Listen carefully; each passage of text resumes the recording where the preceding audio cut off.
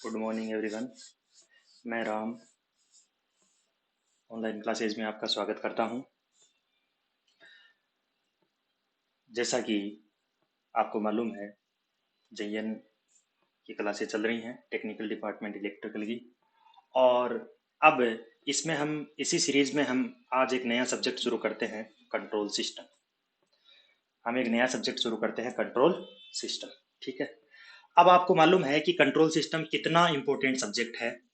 Electrical engineering में ये control system बहुत अच्छा इंपॉर्टेंस रखता है। कोई भी एग्जाम हो चाहिए, चाहे गेट हो, चाहे ईएस हो, चाहे अपने जेईएन की है। हम जेईएन लेवल की बात करेंगे, जो अपने वैकेंसी आ रखी है उनका हमने बैच चला रखा है। उसमें हम अब बात करेंगे, किसकी बात करेंगे? कंट्रोल सिस्टम की। तो सबसे पहले बात करेंगे कि कंट्रोल सिस्टम में सिलेबस क्या क्या है, जो हमें पढ़ना क्या क्या है। और उसके बाद में हम देखेंगे कि इसमें किस प्रकार से हमें काम करना है और क्या क्या करना है, वो देखते हैं। देखो, सब्जेक्ट है अपने पास में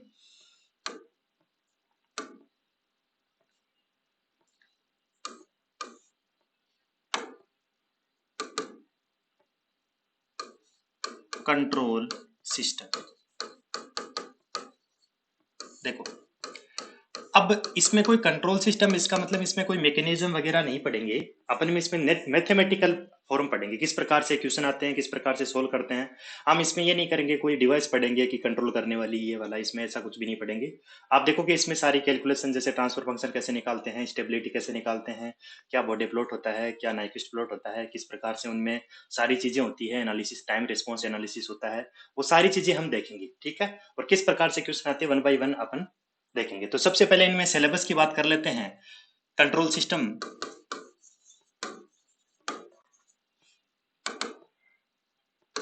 कंट्रोल सिस्टम में सिलेबस की हम बात करेंगे। तो जब भी कंट्रोल सिस्टम में जब सिलेबस की बात करेंगे, तो सबसे पहला जो इसमें टॉपिक है, सबसे पहले कोई भी सब्जेक्ट होता है उसका बेसिक होता है। क्या होता है? बेसिक। तो सबसे पहले पढ़ेंगे हम बेसिक ऑफ कंट्रोल सिस्टम। सबसे पहले क्या पढ़ेंगे? Basics of control system. Basics of control system. ठीक है। कि इसमें क्या होता है, क्या ओपन लूप ट्रांसफर फंक्शन होता है, क्या सिस्टम होता है, क्या कंट्रोल सिस्टम होती है, क्या क्लोज लूप ट्रांसफर फंक्शन होता है, किस प्रकार से क्लोज लूप सिस्टम क्या होता है, इनके बारे में हम देखेंगे। ठीक है। और उसके बाद में हम आगे वाला टॉपिक जो स्टार्ट करेंगे, इसमें बीडीआर। बीडीआर मतलब ब्लॉक डायग्राम रिडक्शन टेक्निक।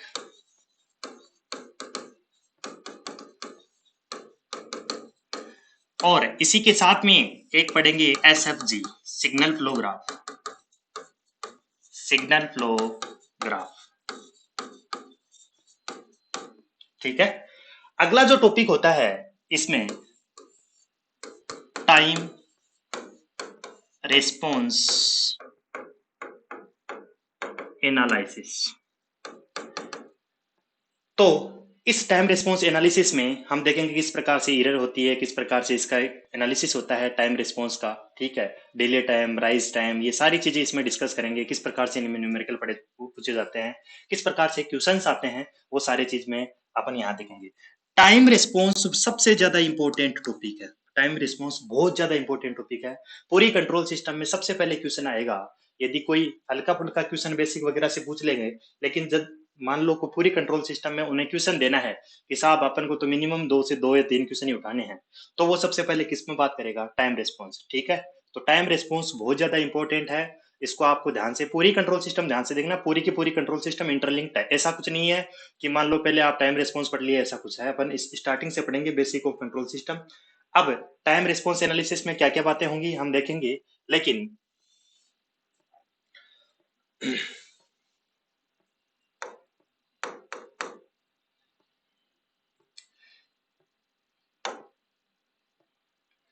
ठीक है। तो देखो, अगला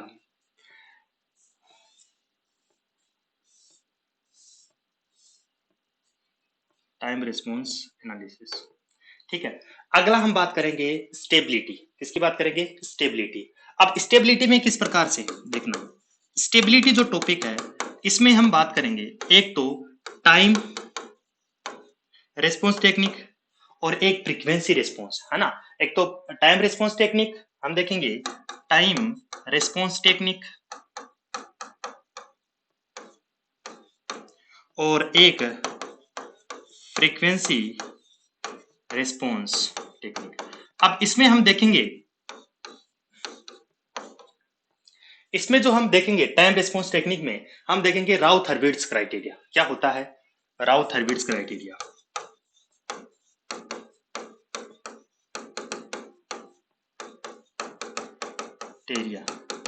राउथ हर्विट्ज क्राइटेरिया, उसमें भी हम स्टेबिलिटी की बात करते हैं, क्या क्या चीजें होती हैं हम उसको डिटेल से देखेंगे।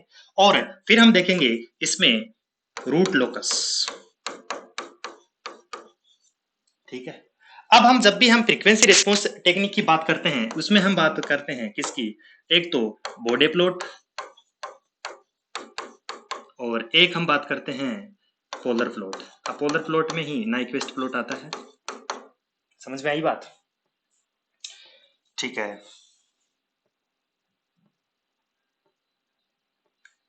ठीक है, तो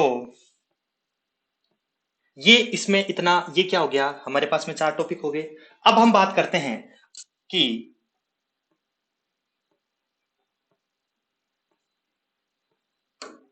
ठीक है, अब देखो 4 टॉपिक हो गए। अब 5वें टॉपिक की हम बात करते हैं, इसमें कंट्रोलर और कंपनसेटर।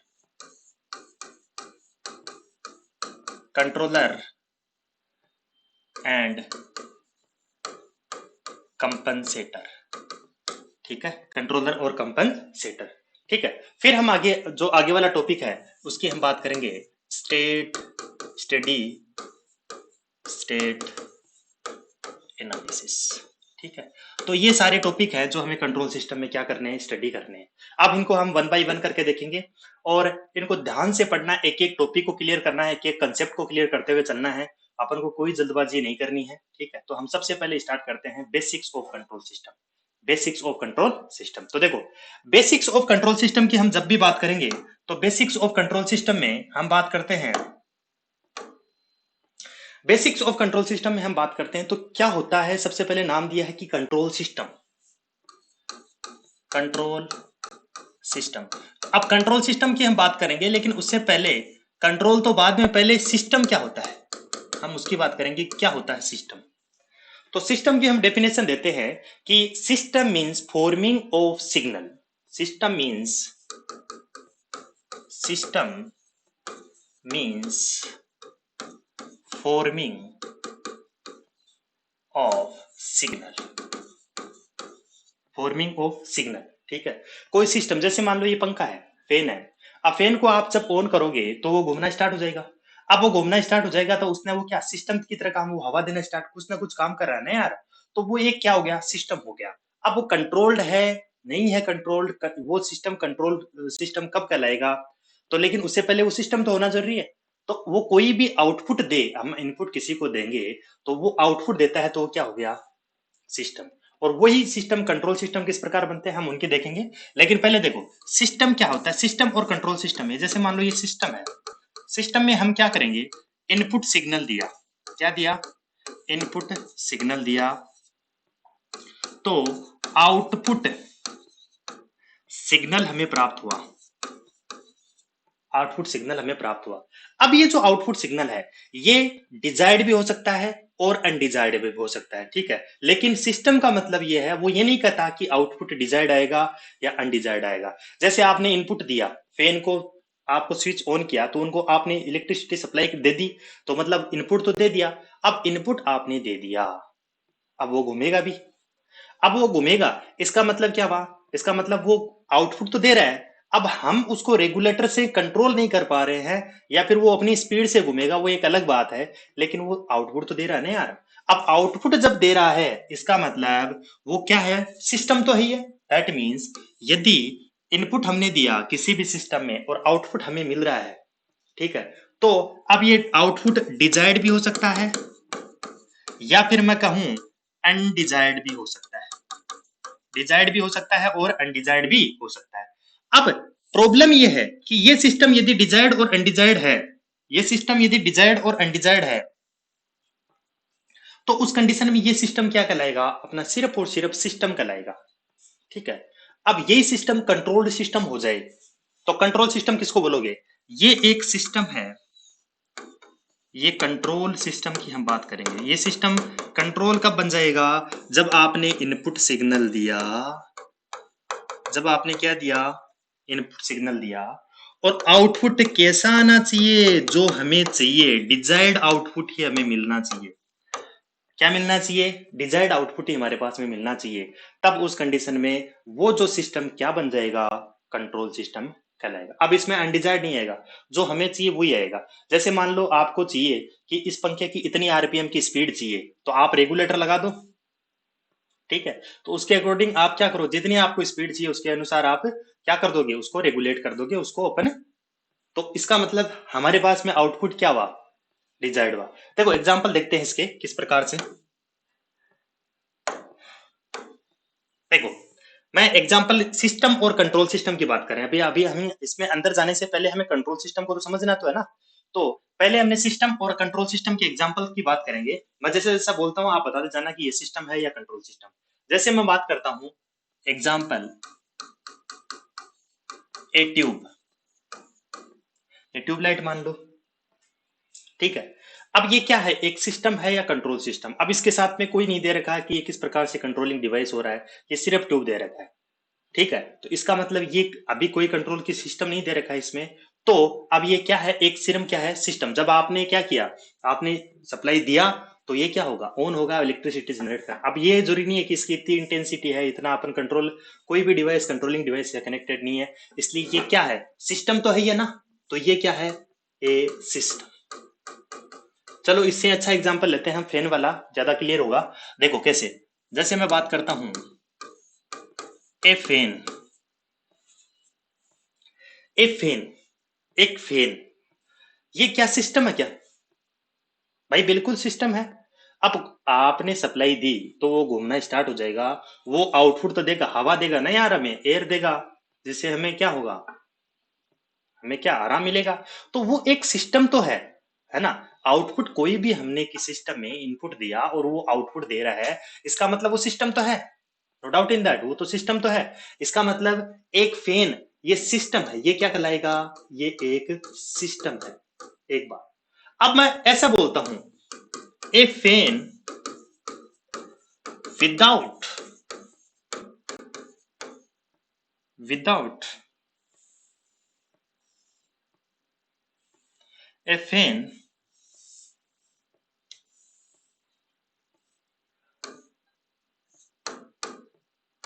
विदाउट ब्लेड, ए फैन विदाउट ब्लेड, मतलब अब पंखे में ताड़ियां ही नहीं है, तो आप क्या करोगे?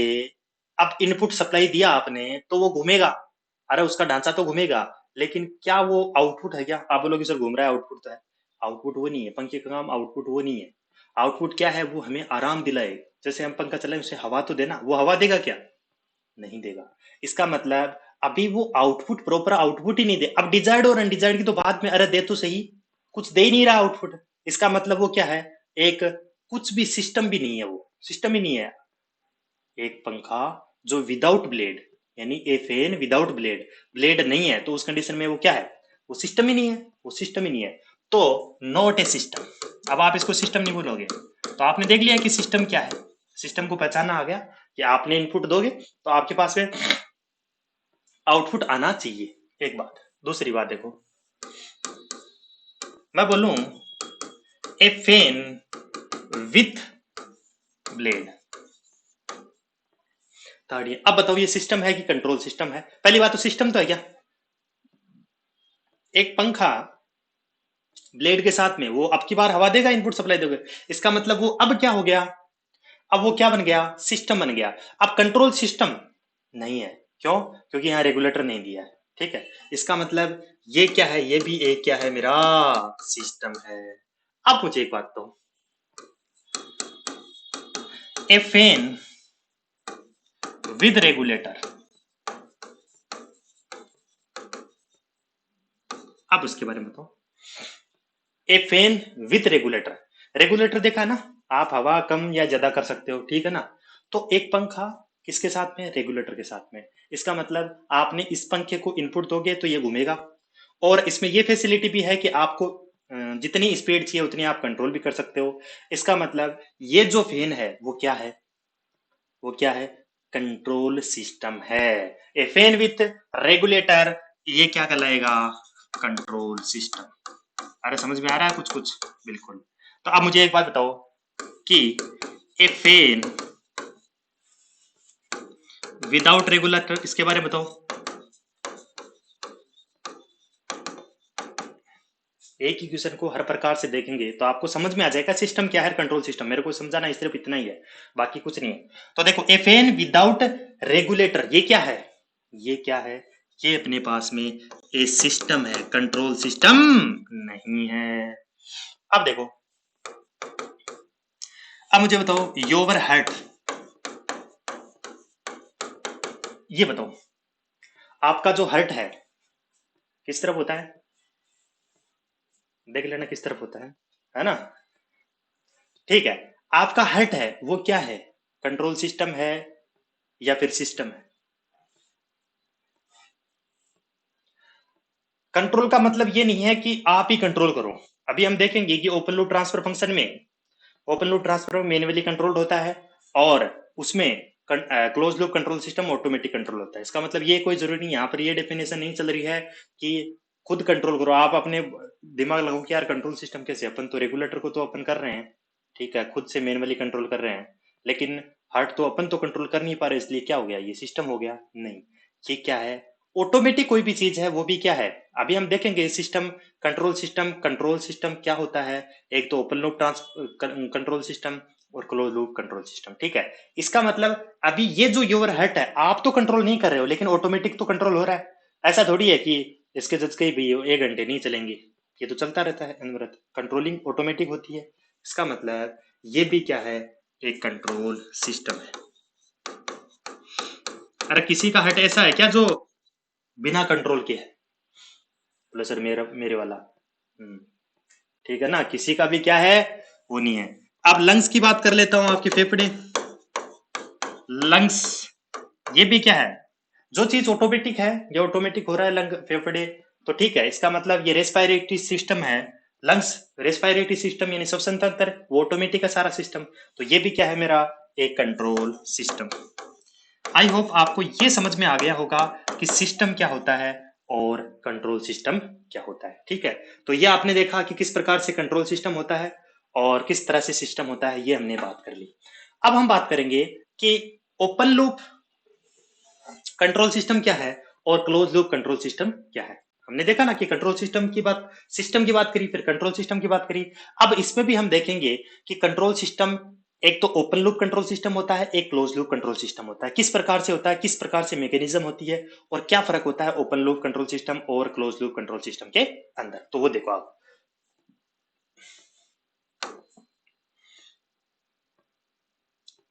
ठीक है,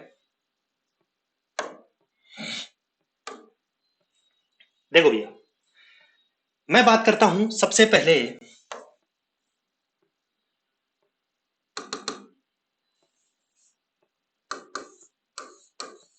ओपन लूप कंट्रोल सिस्टम। देखो, सबसे पहले ओपन लूप, ये की पहचानोगे कैसे कि ये ओपन लूप कंट्रोल सिस्टम है, इसकी मैकेनिज्म देखेंगे। पहली बात तो इसमें कोई भी क्या नहीं होता, फीडबैक नहीं होता। यानी कहने का मतलब, हम बात करेंगे इसकी, इसमें नो फीडबैक, इसमें क्या नहीं होता? No feedback. और ना कोई क्या होता है इसमें? सेंसर, इसमें कोई सेंसर भी नहीं होता है, ना सेंसर, और ना ही क्या? फीडबैक, और ना ही ये ऑटोमेटिक कंट्रोल होता है। ये कैसे होता है? मैन्युअली कंट्रोल होता है, अपन को करना पड़ता है इसको कंट्रोल, ठीक है। तो ये होता है मैन्युअली कंट्रोल। अभी देखेंगे किस प्रकार से मैन्युअली कंट्रोल, ठीक है। ये बात समझ में आ गई? अरे बोलो, समझ में आ गई ना? कहने का मतलब जो ओपन लूप कंट्रोल सिस्टम है उसमें कोई फीडबैक नहीं होता है, कोई भी सेंसर नहीं होता है, और ये क्या है? अपना मैन्युअली कंट्रोल्ड है। क्या है? मैन्युअली कंट्रोल्ड है। एक बात अब सुनो मेरी बात ध्यान से, देखो अब इसको समझो कैसे। मैं एक आपको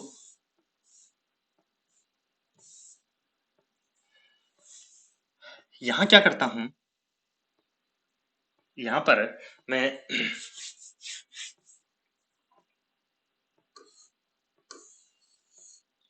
ये कंट्रोलर है, ये कंट्रोलर है।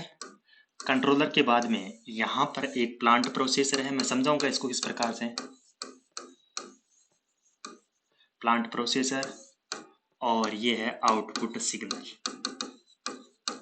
ध्यान से, आपने क्या दिया, यहां पर इनपुट सिग्नल दिया, इनपुट सिग्नल आपने आर ऑफ टी, और ये आउटपुट सिग्नल आपने सी ऑफ टी।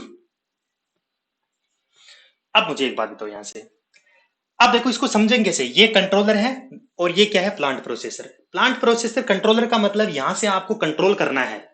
अब यहां पर चूंकि फीडबैक नहीं है, अब फीडबैक नहीं है, ऑटोमेटिक कंट्रोल है, मैनुअली कंट्रोल है, तो आप यहां पर एक डिवाइस ले लेते हैं, मान लो स्विच। आपने ज्यादा समझ में आएगा कि यहां पर अपन ले लेते हैं स्विच, एग्जाम्पल कंट्रोल के रूप में ले लिया आपने स्विच। समझ आई बात। और प्लांट प्रोसेसर कौन सी जगह होती है, जहां पर ऑपरेशन परफॉर्म होता है, ठीक है, वेयर ऑपरेशन परफॉर्म्ड, ये a place where operation performed, where operation performed, वो जगह जहां पर ऑपरेशन क्या होता है मेरा, परफॉर्म होता है। तो वो कौन सी जगह है, जैसे मान लो हीटर ले लिया, ठीक है, आपने क्या ले लिया, हीटर ले लिया, ये हीटर कोई ले लिया आपने, क्या ले ली, समझना बात को, किस प्रकार से कंट्रोल सिस्टम और ओपन लूप कंट्रोल सिस्टम होता है, हम उसकी बात करेंगे। देखो एक चीज बताओ मुझे, ये हीटर कोयल क्या है, आपने देखा होगा, जो एक लपेटे से जलेबी आकार की जो हीटर में कोयल लगी रहती है इस तरह से गोल गोल। अब उसमें क्या करते हो आप, जैसे मान लो इलेक्ट्रिसिटी सप्लाई देते हो, तो उसमें वो लाल लाल दिखाई दे रहा है, वो क्या है, हीट है। हीट कैसे प्रोड्यूस्ड होती है, ये कोयल है, इसका कुछ ना कुछ अपना रेजिस्टेंस होगा क्या यार, उसमें से कुछ करंट फ्लो होगी। अरे भाई किसी में भी आप यहाँ पर कोयल के अक्रॉस सप्लाई दोगे, वोल्टेज कनेक्ट करोगे, तो उसमें करंट फ्लो होगी, नो डाउट इन दैट, और इस कोयल का अपना खुद का रेजिस्टेंस है। तो ये I square R into time T, तो I square R into T ये क्या है मेरा, हीट। दैट मीन्स आपने सप्लाई देने से I square R into T heat produce होती है, इसलिए आपको दिखाई देती है, वो वहां पर हीट वो लाल लाल पूरा हो जाता है, और आप उसे पानी गर्म करने में और बहुत सारी चीजों में उसको काम में ले सकते हो। कहने का मतलब, हीटर कोयल का मतलब टेम्परेचर कंट्रोल करना है आपको, ठीक है। ऐसे मान के चलो, आपको मैन्युअली इसको कंट्रोल करना है, जैसे इसका टेम्परेचर बढ़ जाता है तो आपको क्या कर देना है, यहाँ से स्विच के द्वारा इसको बंद कर देना है, और यहाँ पर जैसे ही कोयल का टेम्परेचर कम हो गया, दैट मीन्स आपने स्विच को क्या कर देना है, ऑफ कर देना है, ठीक है। ये चीजें हैं, तो किस प्रकार से इसकी मैकेनिज्म होती है, देखो ध्यान से। मुझे एक बात बताओ, जैसे आपने क्या किया, जैसे आपने क्या किया, यहां से स्विच को क्या किया, ऑन किया, स्विच को क्या किया, ऑन किया, तो यहां से इनपुट, इनपुट क्या है, यहाँ पर सप्लाई है, जैसे ही आपने स्विच को ऑन किया तो इनपुट सप्लाई यहां से आएगी, जैसे ही इनपुट सप्लाई आएगी तो ये हीटर में से करंट फ्लो होगी, इसमें से क्या होगी, करंट फ्लो होगी, करंट फ्लो होगी, तो इसमें क्या होगा, आई स्क्वायर आर इंटू टी, इसमें हीट प्रोड्यूस्ड होगा। अब हीट प्रोड्यूस्ड होगा तो इसका टेम्परेचर बढ़ेगा घटेगा, टेम्परेचर बढ़ेगा, और आपको यहां पर क्या करना है, टेम्परेचर को क्या करना है, आप हीटर का जो टेम्परेचर है उसको कांस्टेंट रखना चाहते हो, यानी आपको जितना चाहिए, जैसे मान लो 25 डिग्री सेंटीग्रेड चाहिए, कितना भी चाहिए, आपको एक फिक्स वैल्यू को कंट्रोल करना है। जैसे आपको मालूम चला कि भाई यहाँ पर क्या हो गया, टेम्परेचर बढ़ चुका है, तो आप क्या कर दोगे, आपको क्या करना है, आपको क्या कर देना है, स्विच को क्या कर देना है, ऑफ कर देना है। जैसे ही स्विच ऑफ होगा सप्लाई कट होगी, ठीक है, सप्लाई कट होगी तो इसमें से करंट फ्लो होना क्या हो जाएगी, बंद हो जाएगी। जैसे ही सप्लाई बंद होगी, कंट्रोल ये क्या हो जाएगा, यहां से सप्लाई बंद होगी तो आई स्क्वायर आर, यानी सप्लाई बंद होगी तो आई की वैल्यू क्या होगी मेरा, जीरो, तो I square R into T ये किसकी वैल्यू होगी, जीरो। अब हीट प्रोड्यूस्ड होना क्या होगी, जीरो, हीट प्रोड्यूस्ड होना जीरो, मतलब बंद हो गई, दैट मीन्स टेम्परेचर अब गिरेगा नहीं गिरेगा, गिरेगा, तो टेम्परेचर अब क्या हो जाएगा मेरा, टेम्परेचर अब क्या हो जाएगा, कम हो जाएगा, टेम्परेचर क्या हो जाएगा मेरा, कम हो जाएगा। दैट मीन्स अब मैं क्या कहूंगा कि आपने क्या किया, मैनुअली स्विच था, जैसे ही मान लो हीटर कोयल का टेम्परेचर ये अपन को चलाना है, तो आपने क्या किया, स्विच को ऑन किया, तो यहाँ से इलेक्ट्रिसिटी यानी सप्लाई आने से करंट फ्लो हुई, I square R into T heat produced हुआ और इसका टेम्परेचर बढ़ गया। आपको देखा कि भाई हीटर का टेम्परेचर बढ़ चुका है, तो आपको कम करना है। तो अब क्या करोगे, आपको क्या स्विच को क्या कर दो, मैनुअली बंद कर दिया, तो फिर टेम्परेचर आपका हमने गिर गया, ठीक है, करंट की वैल्यू जीरो हो गई। आपने ये जो सिस्टम है इसमें मुझे बताओ कोई फीडबैक है क्या पीछे से, आउटपुट को का वापस से इनपुट में कुछ पार्ट आ रहा है क्या, नहीं आ रहा। दैट मीन्स ये क्या, इसमें कोई फीडबैक है क्या, नहीं है। कोई सेंसर है क्या, आप खुद ही ना लग रहे यार टेम्परेचर बढ़ गया, भाई कोई सेंस कर रहा है क्या, भाई टेम्परेचर ऑटोमेटिक हो रहा है क्या, नहीं हो रहा है। कोई सेंस करने वाला नहीं है, सेंस अपन मैनुअली कर रहे हैं। और आपको स्विच ऑन और ऑफ अकॉर्डिंग टू हीटर कोयल को आप देखते हुए आप उसको ऑन और ऑफ कर रहे हो। दैट मीन्स अब मुझे एक बात बताओ, ऑन और ऑफ कर रहे हो, मैनुअली कंट्रोल्ड कर रहे हो, दैट मीन्स अब ये क्या हो गया, फीडबैक नहीं है, सेंसर नहीं है, मैनुअली कंट्रोल्ड है। ये जो पूरा का पूरा सिस्टम क्या कहलाएगा, ओपन लूप कंट्रोल सिस्टम। समझ में आई क्या बात। तो ये हो गया अपने पास में ओपन लूप कंट्रोल सिस्टम। अब हम बात करेंगे क्लोज लूप कंट्रोल सिस्टम की। तो देखो, अब एक बात बताओ यार, इसका मतलब तो ये है हीटर को अब मैनुअली करना है तो आप उसके पास बैठे रहोगे क्या, कि भाई हाँ यार अब ज्यादा हो गया अब कम हो गया। कोई भी आजकल इतना टाइम नहीं है, बिल्कुल टाइम है तो आपके पास तो बिल्कुल भी नहीं है। तो अब हम, ऐसा नहीं है फिर टाइम नहीं है तो इसका कोई मतलब ही नहीं है। समझ में आ रही बात, सबका अपना अपना जगह इंपॉर्टेंस है। लेकिन अब हम बात करते हैं किसकी, control, close loop control system. हम किसकी बात करेंगे, तो क्लोज लूप कंट्रोल सिस्टम की हम बात करते हैं। तो देखो उसके बारे में,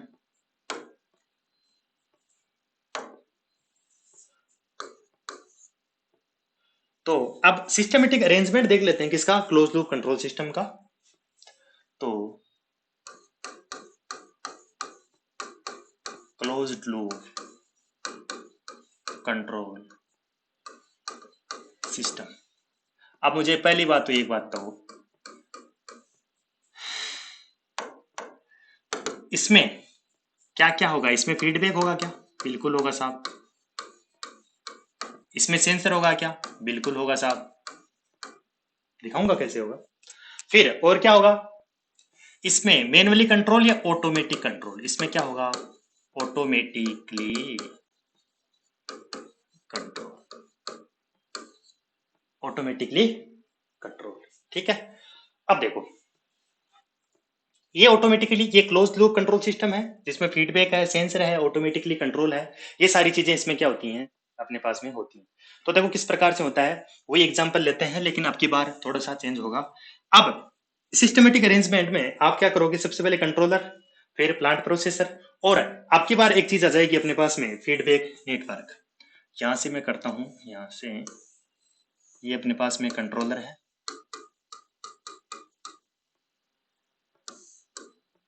और ये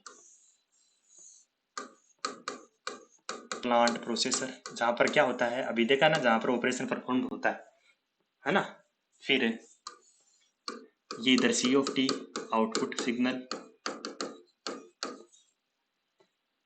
ये यहां पर input signal, R of T, यहां पर फिर हम फीडबैक देंगे,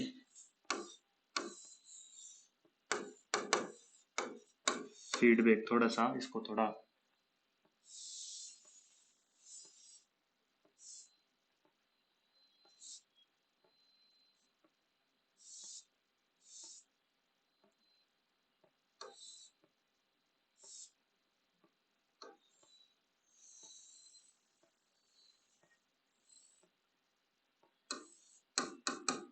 ठीक है। यहां पर क्या, यहां पर है अपने पास में फीडबैक नेटवर्क, ठीक है। अब यहां पर मुझे एक चीज बताओ, ये कंट्रोलर है, ठीक है। अब ये कंट्रोलर है तो अभी हम टर्म देखेंगे, यहां पर EOF एरर सिग्नल कहलाता है, ठीक है। और ये feedback signal B of S, ये feedback signal B of S,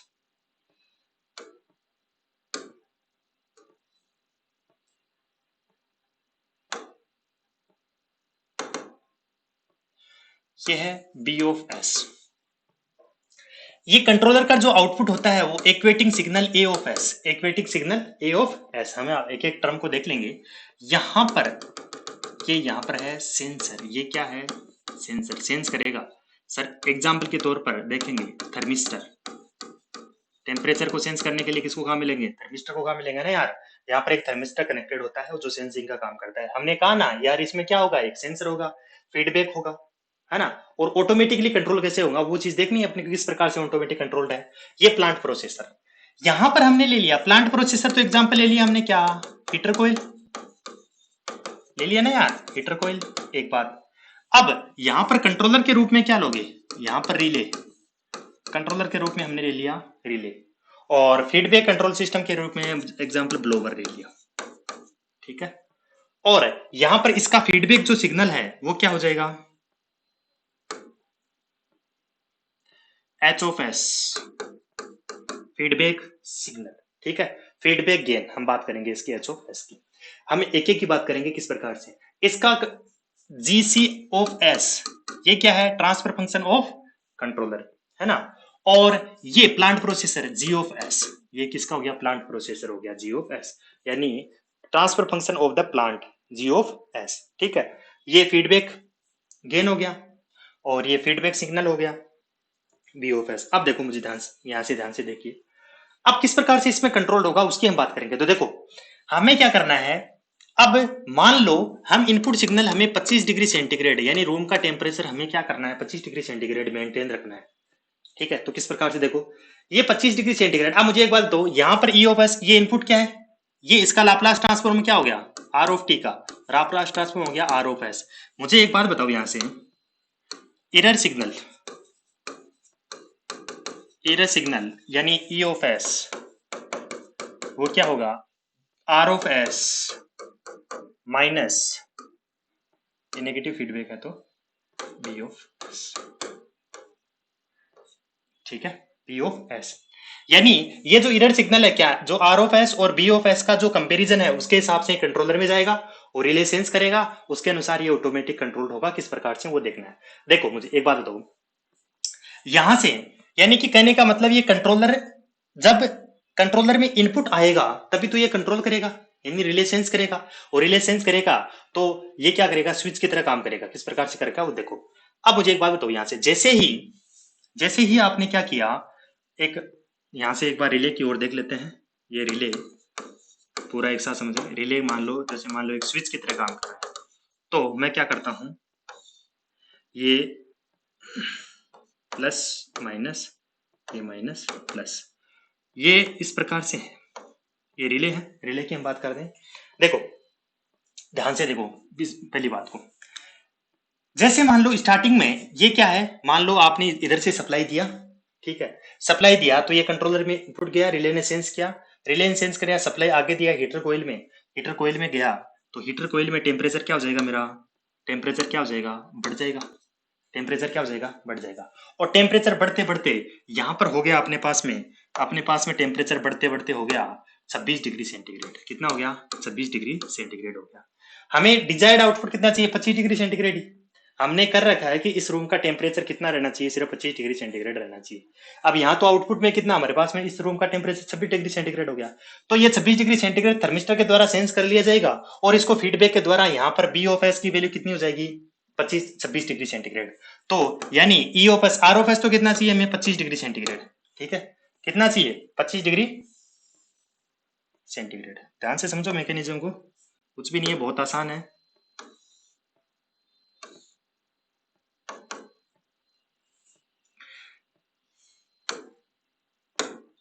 देखो 25 डिग्री सेंटीग्रेड माइनस का, अब बी ऑफ एस कितना हो गया, रूम का टेम्परेचर 26 डिग्री सेंटीग्रेड। अब देखो ये कितना हो गया रे, -1। दैट मीन्स ये जो यहां पर इनपुट, ये यहां पर इनपुट कितना हो गया, माइनस, यानी कि माइनस का 1 आ गया, यहां पर इनपुट माइनस का 1 आ गया। दैट मीन्स पहले प्लस रहा होगा, अब प्लस से क्या हुआ है, माइनस हुआ है।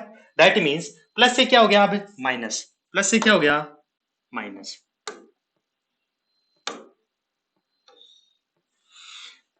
देखो प्लस से क्या हो गया है, माइनस, और अब जैसे ही प्लस से माइनस हो गया तो ये क्या हो जाएगा, ओपन स्विच, और ये जब माइनस से प्लस होगा तो क्लोज्ड स्विच। ये रिले का ऑपरेशन है। जैसे ही प्लस से माइनस हो जाएगा तो रिले क्या करेगा, क्लोज स्विच की तरह काम करेगा, ओपन स्विच की तरह काम करेगा।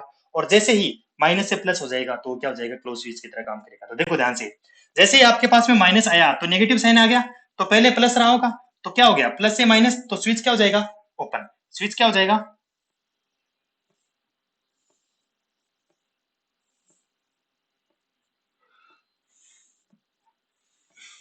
एक मिनट, ये ओपन स्विच और ये क्लोज स्विच। जैसे ही क्या हुआ, -1 हो गया, दैट मींस पहले प्लस रहा होगा, अब माइनस हो गया, तो इसका मतलब प्लस से माइनस, तो स्विच को क्या कर दो, ओपन।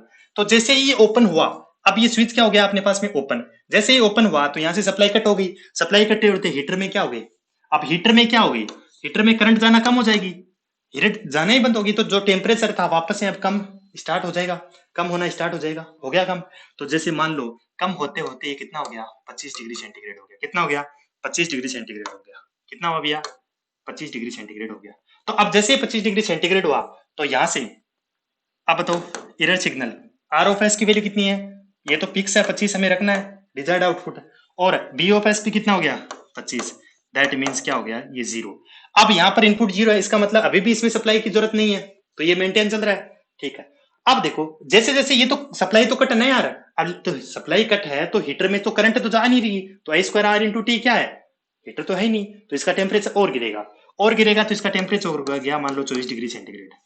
जैसे ही 24 डिग्री सेंटीग्रेड हुआ तो अब क्या करोगे, यहां पर कितना हो गया, 25 माइनस अब कितना हो गया 24, तो यहां से कितना हो गया, प्लस का 1, क्या हो गया रे, प्लस का 1, +1 हो गया। इसका मतलब अब पहले माइनस से था, अब क्या हो गया, प्लस। तो स्विच को क्या करना पड़ेगा, क्लोज्ड। रिले सेंस करेगा और स्विच क्या हो जाएगा, क्लोज्ड। जैसे ही स्विच क्लोज्ड होगा तो ये सप्लाई जाना स्टार्ट हो जाएगी, जैसे ही सप्लाई जाएगी तो हीटर कोइल में से करंट जाना स्टार्ट हो जाएगी, और करंट जाना स्टार्ट होगी तो इसमें हीट प्रोड्यूस होगी, और फिर से टेम्परेचर बढ़ना स्टार्ट हो जाएगा। जैसे ही टेम्परेचर बढ़ा, फिर से मान लो कितना हो गया, 26 डिग्री सेंटीग्रेड हो गया।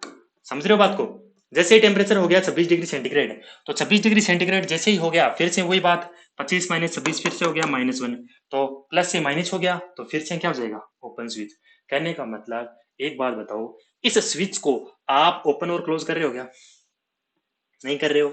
ये जो है यहाँ पर सेंसर चेंज कर रहा है और रिले उसके अनुसार स्विच को क्या करा रहा है, ऑपरेट करा रहा है। ये सारा का सारा सिस्टम ऑटोमेटिक हो रहा है क्या, दैट मीन्स अब आप देखो, इसमें जो आउटपुट है वो अपने पास में 24, 25 और 26, 24 और 26 के बीच में क्या घूमता रहेगा, टेम्परेचर घूमता रहेगा। तो ऑलमोस्ट ये 24 और 26, जैसे ही 24 हो गया तो क्या कर देगा, ये स्विच को क्या कर देगा, ऑन कर देगा, ये रिले ऑन कर देगा, सप्लाई आना स्टार्ट हो जाएगा। जैसे ही 26 हो जाएगी तो ये कट कर देगा, दैट मीन्स ये ऑटोमेटिक सिस्टम है। इसका मतलब अब ये ना तो 27 जाने देगा ना 28, ये ज्यादा टेम्परेचर वापस उसको, ज्यादा होते ही तो वापस ले आएगा अपने आप, और कम होते ही ज्यादा कर देगा। दैट मीन्स इस रूफ का टेम्परेचर वो 25 डिग्री सेंटीग्रेड पर मेंटेन कर देगा। ये बात क्लियर है क्या, बिल्कुल क्लियर है, ओके। तो ये है अपने पास में क्लोज लूप कंट्रोल सिस्टम। अब इसमें कौन कौन सी टर्म है, हम उनकी बात कर लेते हैं। तो सबसे पहले बात करो, यहां पर देखो मैं बोल के बता देता हूं, ये ईओपीएस क्या है, एरर सिग्नल, क्या है, एरर सिग्नल, एक एक को लिख लेंगे। तो ईओपीएस लिखो, एरर सिग्नल। जीओपीएस, ये क्या है, जीओपीएस क्या है, transfer function of plant, transfer function of plant. चलो मैं लिखा देता हूं आपको। पहला, यहां से ये क्या है, ये तो क्या है, R of S, input signal.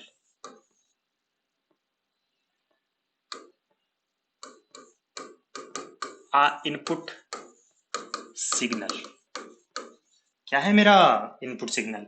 एक बात और बताओ, इनपुट सिग्नल है, R of S input signal. अरे भाई ये क्या है, इनपुट सिग्नल। फिर हम बात करेंगे ईएस की, तो एरर सिग्नल,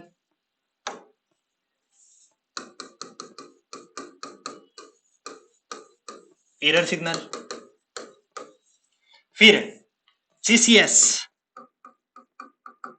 चलो एक बार फिर देखो, यहां से देखो, ये है एरर सिग्नल, ठीक है। ये एएस क्या, एक्वेटिंग सिग्नल या कंट्रोलर का आउटपुट, तो इसको क्या बोलेंगे, एक्वेटिंग सिग्नल। तो यहां लिख दो एक्वेटिंग सिग्नल, ए ऑफ एस की हम बात करेंगे। तो एक्चुएटिंग सिग्नल। फिर हम बात कर देंगे, किसकी बात करेंगे आगे बताओ, यहां पर बताओ ये बी ऑफ एस क्या है, ये feedback signal, B of S क्या है, feedback signal. B of S की हम बात करेंगे तो क्या है, feedback signal.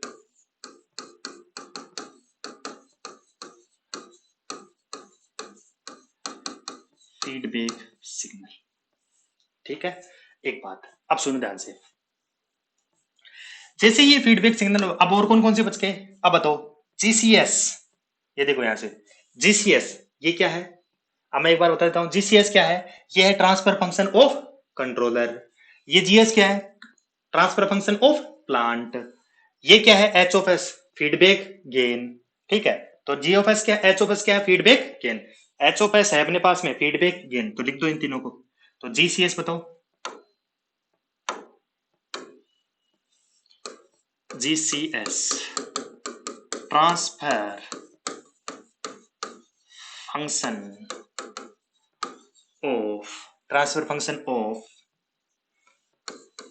Controller, transfer function of controller. G of S क्या हुआ था, transfer function of plant, transfer function of plant. H of S क्या था, एच ऑफ एस कहां है, दिखाई दे रहा है क्या, एच ऑफ एस ये रहा, एच ऑफ एस क्या है, feedback gain. H of S क्या है, feedback gain.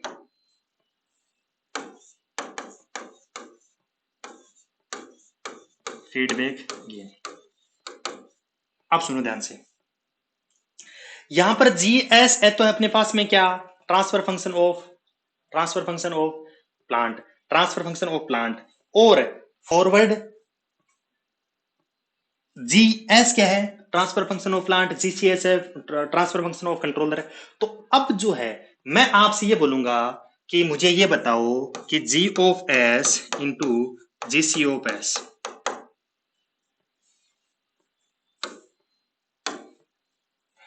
GC of S into G of S, इसको बताओ। तो इसको हम बोलेंगे फॉरवर्ड पाथ ट्रांसफर फंक्शन, इसको क्या बोलेंगे, फॉरवर्ड पाथ ट्रांसफर फंक्शन।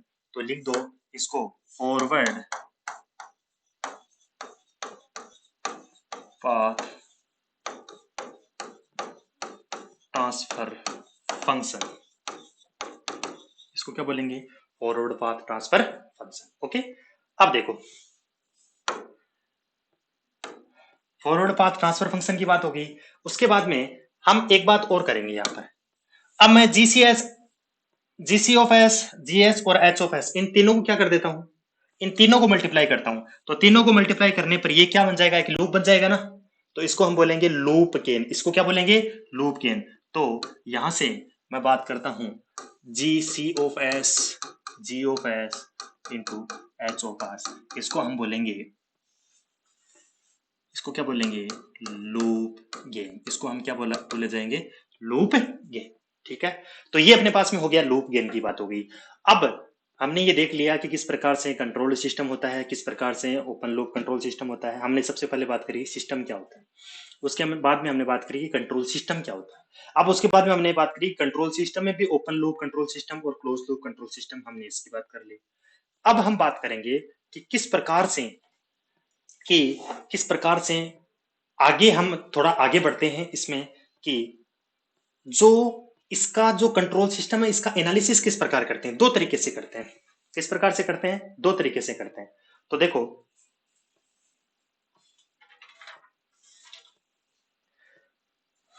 ठीक है, कंट्रोल सिस्टम का एनालिसिस हम कितने प्रकार से करेंगे, दो प्रकार से करेंगे। नंबर एक बात करेंगे, किसी भी कंट्रोल सिस्टम को एनालिसिस करेंगे तो एक तो करेंगे यूजिंग ट्रांसफर फंक्शन, और दूसरा करेंगे स्टेडी स्टेट एनालिसिस। दो तरीके से हम इसका एनालिसिस बात करेंगे।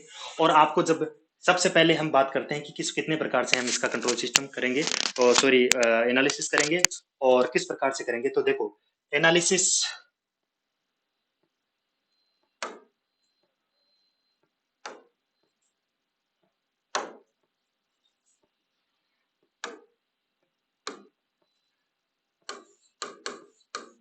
एनालिसिस ऑफ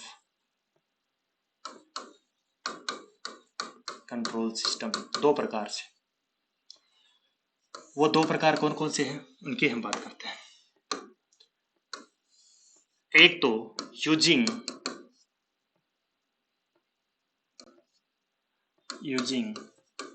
ट्रांसफर फंक्शन और by using steady state analysis. हम इनको एक एक देखेंगे, सिर्फ मैं ओवरव्यू दे रहा हूं, बेसिक चल रहा है अभी, ठीक है। धीरे धीरे आपको थोड़ा मजा आने लगेगा। यूजिंग ट्रांसफर फंक्शन और यूजिंग स्टेडी स्टेट एनालिसिस। देखो, यूजिंग ट्रांसफर फंक्शन किसी भी सिस्टम का एनालिसिस करना है तो उसके लिए वो सिस्टम होना चाहिए LTA system, linear time invariant system. क्या होना चाहिए इसमें हम बात करेंगे, जो सिस्टम कौन सा होना चाहिए, ये एलटीए सिस्टम होना चाहिए। एलटीए मतलब लीनियर टाइम इनवेरिएंट सिस्टम होना चाहिए। या मैं बोलूं सीसो यानी single input single output system की हम बात करते हैं। वो किसी भी कोई कंट्रोल सिस्टम का हमें एनालिसिस करना है, जब भी हम ट्रांसफर फंक्शन से एनालिसिस करेंगे तो सबसे पहले वो जो सिस्टम होगा जिसका हमें एनालिसिस करना है, पहले तो वो एलटीए सिस्टम होना चाहिए। और दूसरी बात वो क्या होना चाहिए, SISO single input single output system होना चाहिए। दूसरी बात हम बात करेंगे कि यूजिंग स्टेडी स्टेट एनालिसिस हम बात करेंगे तो इसमें कोई भी वो एलटीए सिस्टम की बात नहीं होना चाहिए। वो लीनियर टाइम इनवेरिएंट हो सकता है, एलटीए हो सकता है, टाइम इनवेरिएंट हो सकता है, किसी भी प्रकार का सिस्टम हो सकता है, हमें कोई मतलब नहीं है। ये इसके द्वारा हम सिस्टम की वो एनी सिस्टम कोई भी सिस्टम का हो सकता है, और मीमो टाइप यानी many input many output system होना चाहिए। तो कोई भी सिस्टम इनपुट कोई भी हो, कोई भी आउटपुट हो, ठीक है, ये सारी चीजें होती हैं। और इसमें हम देखेंगे कि यूजिंग ट्रांसफर फंक्शन और यूजिंग स्टेडी स्टेट एनालिसिस जैसे जैसे आएगा आपको सारा क्लियर हो जाएगा। तो अब हम बात करते हैं पहले ट्रांसफर फंक्शन की थोड़ी सी, ठीक है। तो ट्रांसफर फंक्शन से उसमें हम किस प्रकार से एनालिसिस करते हैं किसी भी सिस्टम का, हम थोड़ा सा उसकी बात करेंगे। तो ट्रांसफर फंक्शन से किस प्रकार से एनालिसिस करते हैं हम थोड़ा उसकी बात करते हैं। तो देखो ध्यान से, ट्रांसफर फंक्शन होता क्या है उससे देख लेंगे, लेकिन ट्रांसफर फंक्शन, ठीक है, टीएफ।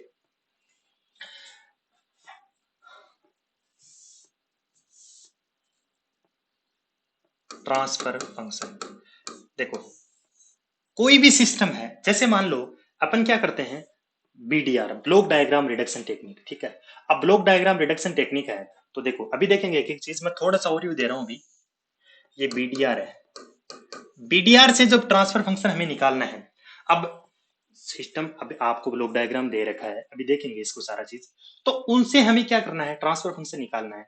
और ट्रांसफर फंक्शन निकालने है तो, और ट्रांसफर फंक्शन के बाद में आगे जाने पर हमें क्या करना है, इसका एनालिसिस करना है। सिस्टम का क्या करना है, एनालिसिस करना है, कुछ भी नहीं करना, क्या करना है, एनालिसिस करना है। तो सबसे पहली स्टेप क्या होगी, कोई भी आपको जैसे बीडीआर दे रखा ब्लॉक डायग्राम रिडक्शन टेक्निक है, उसके द्वारा हम जब ट्रांसफर फंक्शन पे आएंगे तो एलजेब्रा के थ्रू आएंगे। किसके द्वारा आएंगे, एलजेब्रिक करेंगे। अभी किस प्रकार से करेंगे उस हिसाब से हमने ट्रांसफर फंक्शन निकाल लिया और हमने एनालिसिस कर लिया। जैसे हमारे पास में सिस्टम कोई भी सिस्टम है उसका हमने ट्रांसफर फंक्शन निकाल लिया तो उसका वो तो हो ही जाएगा फिर उसका एनालिसिस।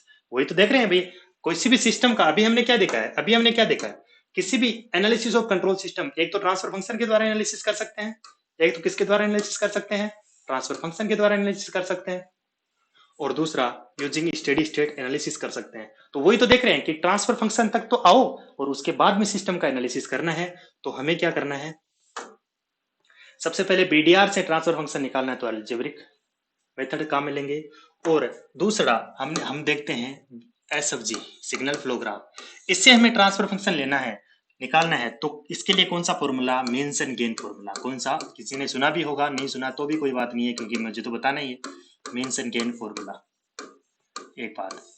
फिर तीसरे मेथड की मैं बात करता हूं, जैसे मान लो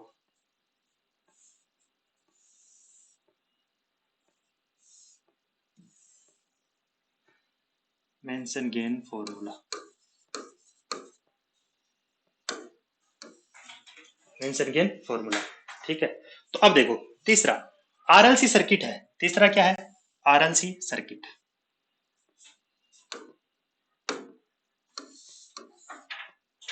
आरएलसी, तो आरएलसी, इस आरएलसी से यदि हमें ट्रांसफर फंक्शन निकालना है तो केवीएल केसीएल कहाँ मिलेंगे? क्या लेंगे? केवीएल केसीएल, जो सर्किट में आपको अच्छे से समझा दिया गया है केवीएल केसीएल किस प्रकार से, और बाकी यहाँ तो आएगा केवीएल और केसीएल से हमें क्या निकालना है? ट्रांसफर फंक्शन निकालना है, और उसके बाद में उसका क्या करना है? एनालिसिस करना है। दैट मीन्स हमें ट्रांसफर फंक्शन बीडीआर से ट्रांसफर फंक्शन, एसएफजी से ट्रांसफर फंक्शन और आरएलसी से ट्रांसफर फंक्शन निकालते हुए, और उसके बाद में हमें जैसे ट्रांसफर फंक्शन आएगा यूजिंग ट्रांसफर फंक्शन, हमें किसी भी सिस्टम का क्या करना है? क्या करना है? एनालिसिस करना है। ठीक है, एक बात अब देखो, अब होता क्या है, हम बात करेंगे ट्रांसफर फंक्शन की, तो ट्रांसफर फंक्शन की तो बात करो ना पहले। तो अब एक्चुअली जो ट्रांसफर फंक्शन होता क्या है, हम थोड़ी सी उसकी बात कर लेते हैं। तो transfer function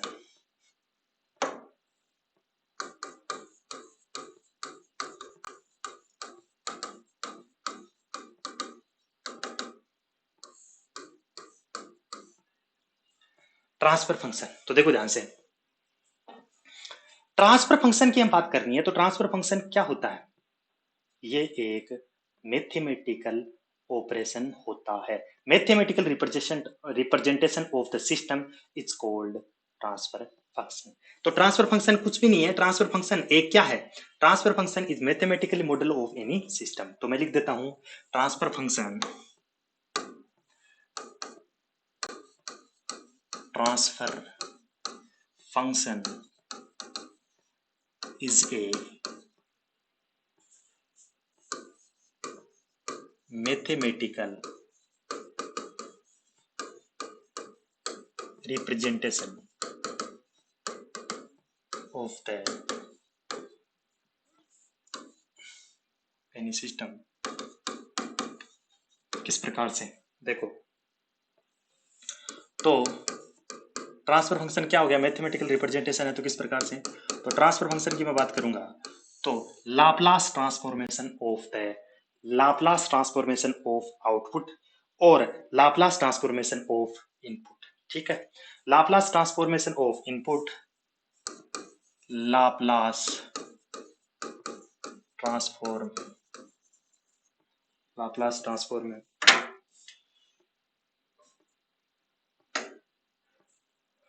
of output signal, मतलब लाप्लास ट्रांसफॉर्मेशन आउटपुट सिग्नल, यानी कहने का आउटपुट सिग्नल क्या होता है? C of T. अरे ये देखा था ना यार, आउटपुट सिग्नल क्या है?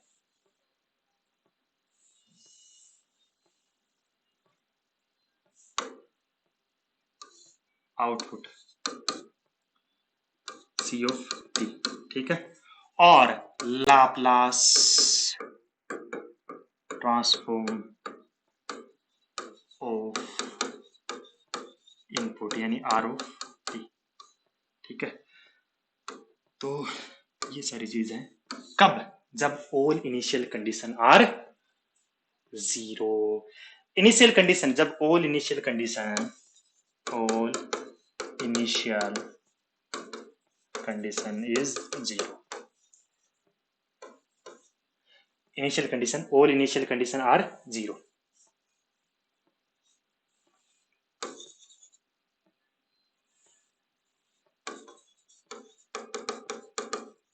All initial condition is zero. तो उस कंडीशन में अब मुझे एक बात दो, यहां से ये लाप्लास ट्रांसफॉर्म ऑफ आउटपुट, तो सी ऑफ टी का लाप्लास ट्रांसफॉर्म, यानी एक बात बताओ मुझे, हमने देखा था R of T input signal था टाइम डोमेन में, ये क्या है? किसमें है? टाइम डोमेन में। अब हमें फ्रीक्वेंसी डोमेन में, हमें फ्रीक्वेंसी डोमेन में लाने के लिए इसको क्या करना पड़ेगा? लाप्लास। तो आर ऑफ टी का लाप्लास क्या हो जाएगा मेरा? R of S. तो ये किसमें हो जाएगा मेरा? फ्रीक्वेंसी डोमेन में। इसी प्रकार से सी ऑफ टी क्या है? टाइम आउटपुट सिग्नल है टाइम डोमेन में, और जब फ्रीक्वेंसी डोमेन में लाना है तो सी ऑफ एस आउटपुट, ये सिग्नल हो गया है। ठीक है, तो अब मुझे बताओ Laplace transformation of the output is क्या हो जाएगा? सी ऑफ एस, और लाप्लास ट्रांसफॉर्मेशन ऑफ इनपुट क्या हो जाएगा? R of S. समझ में आई क्या बात? तो ये है अपने पास में सारा सिस्टम।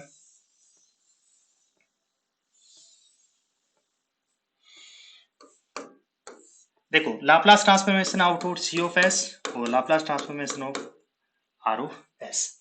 तो ये अपने पास में किसी भी सिस्टम का जब ट्रांसफर फंक्शन निकालोगे तो आप ये करोगे कि ट्रांसफर फंक्शन इनिशियल कंडीशन तो जीरो होती है, C of S by R of S, where C of S is nothing but control ये output signal Laplace transformation of output signal और R of S Laplace transformation of input signal. इतनी बात clear होगी। तो अब हम बात करते हैं कि किस प्रकार से, अब ट्रांसफॉर्मेशन फंक्शन तो हो गया, अब इस ट्रांसफर फंक्शन की भी दो क्या होती हैं, फॉर्म होती हैं। ट्रांसफर फंक्शन की भी क्या होती है, दो फॉर्म होती है। कौन कौन सी फॉर्म होती है हम उनकी बात करते हैं। देखो ट्रांसफर फंक्शन की दो फॉर्म होती है, एक तो टाइम कांस्टेंट फॉर्म, एक होती है अपने पास में कौन सी होती है, एक तो होती है टाइम कांस्टेंट फॉर्म और एक होती है अपने पास में pole zero form. Standard representation हम बात करें, standard form of transfer function, तो ये इतना हो गया। ये प्रॉपर इसी प्रकार से नोट्स हैं आपको, इसी प्रकार से ये क्या करना है, सारा का सारा इसी प्रकार से नोट्स बना लेने हैं प्रॉपर तरीके से। बाकी आपको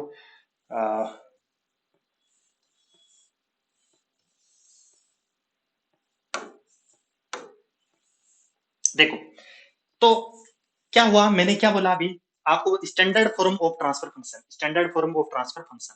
तो अपनी हेडिंग लगाओ अगली। तो हमने ट्रांसफर फंक्शन देख लिया, आप उसकी फॉर्म तो देख लो ना, कौन कौन सी फॉर्म होती है। तो standard form of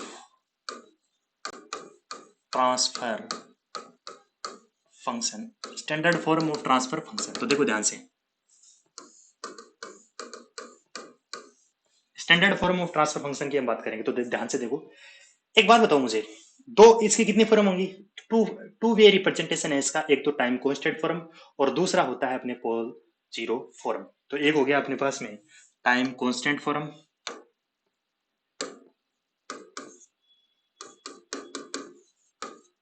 time constant form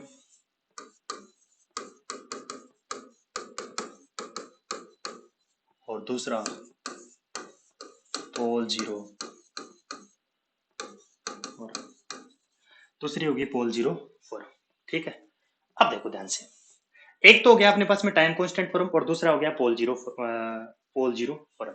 तो हम वन बाय वन डिस्कस करेंगे। सबसे पहले हम देखेंगे टाइम कांस्टेंट फॉर्म और उसमें किस प्रकार से क्वेश्चन पूछा जाता है और किस प्रकार से सोल्व करते हैं, और फिर हम देखेंगे पोल जीरो फॉर्म। ठीक है, तो हम देख लेते हैं पहले, सबसे पहले टाइम कांस्टेंट फॉर्म, इसका रिप्रेजेंटेशन किस प्रकार से करना है, किस प्रकार से हमें इसको देखना है, इस चीज को ध्यान में रखते हुए हम देखते हैं। सबसे पहले हेडिंग डालो time constant form, time constant form. तो सबसे पहले हम बात कर लेते हैं एक नंबर पे, पहला टाइम कांस्टेंट फॉर्म। ठीक है, तो टाइम कांस्टेंट फॉर्म की हम बात करते हैं। देखो टाइम कांस्टेंट फॉर्म की हम बात करेंगे तो एक बात तो ट्रांसफर फंक्शन इसका कैसे लिखोगे, ट्रांसफर फंक्शन हम देखेंगे इसका k इंटू वन प्लस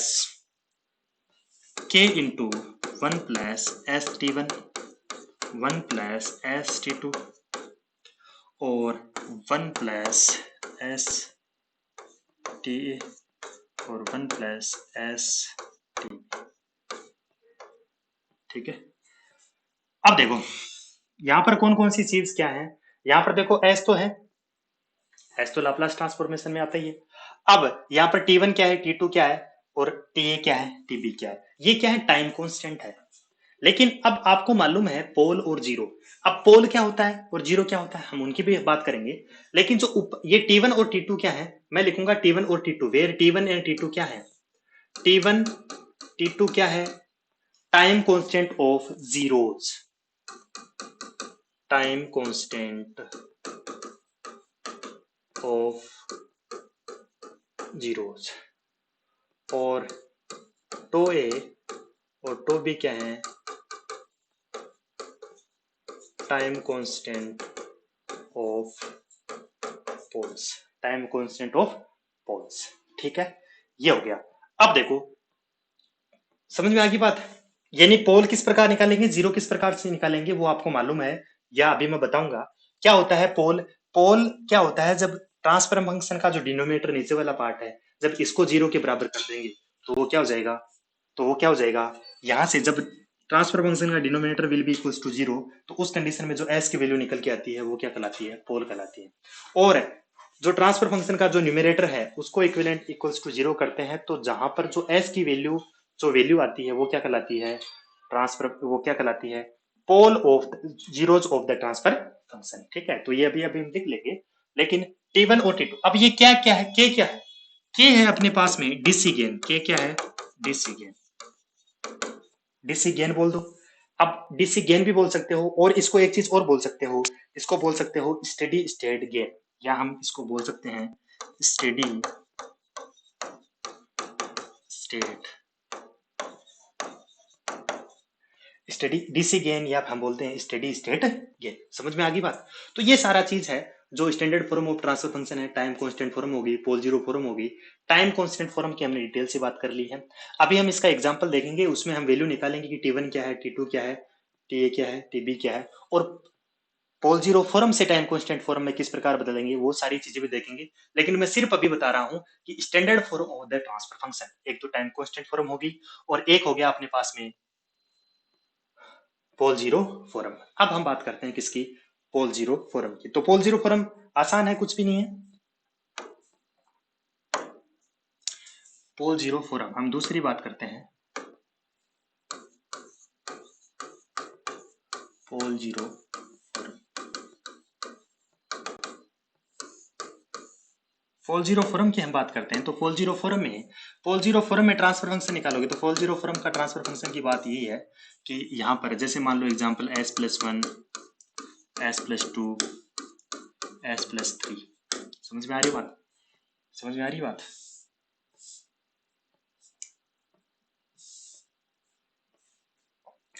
तो s+1, s+2, s+3, ठीक है, तो ये क्या है, पोल जीरो फॉर्म में है, पोल जीरो फॉर्म में है।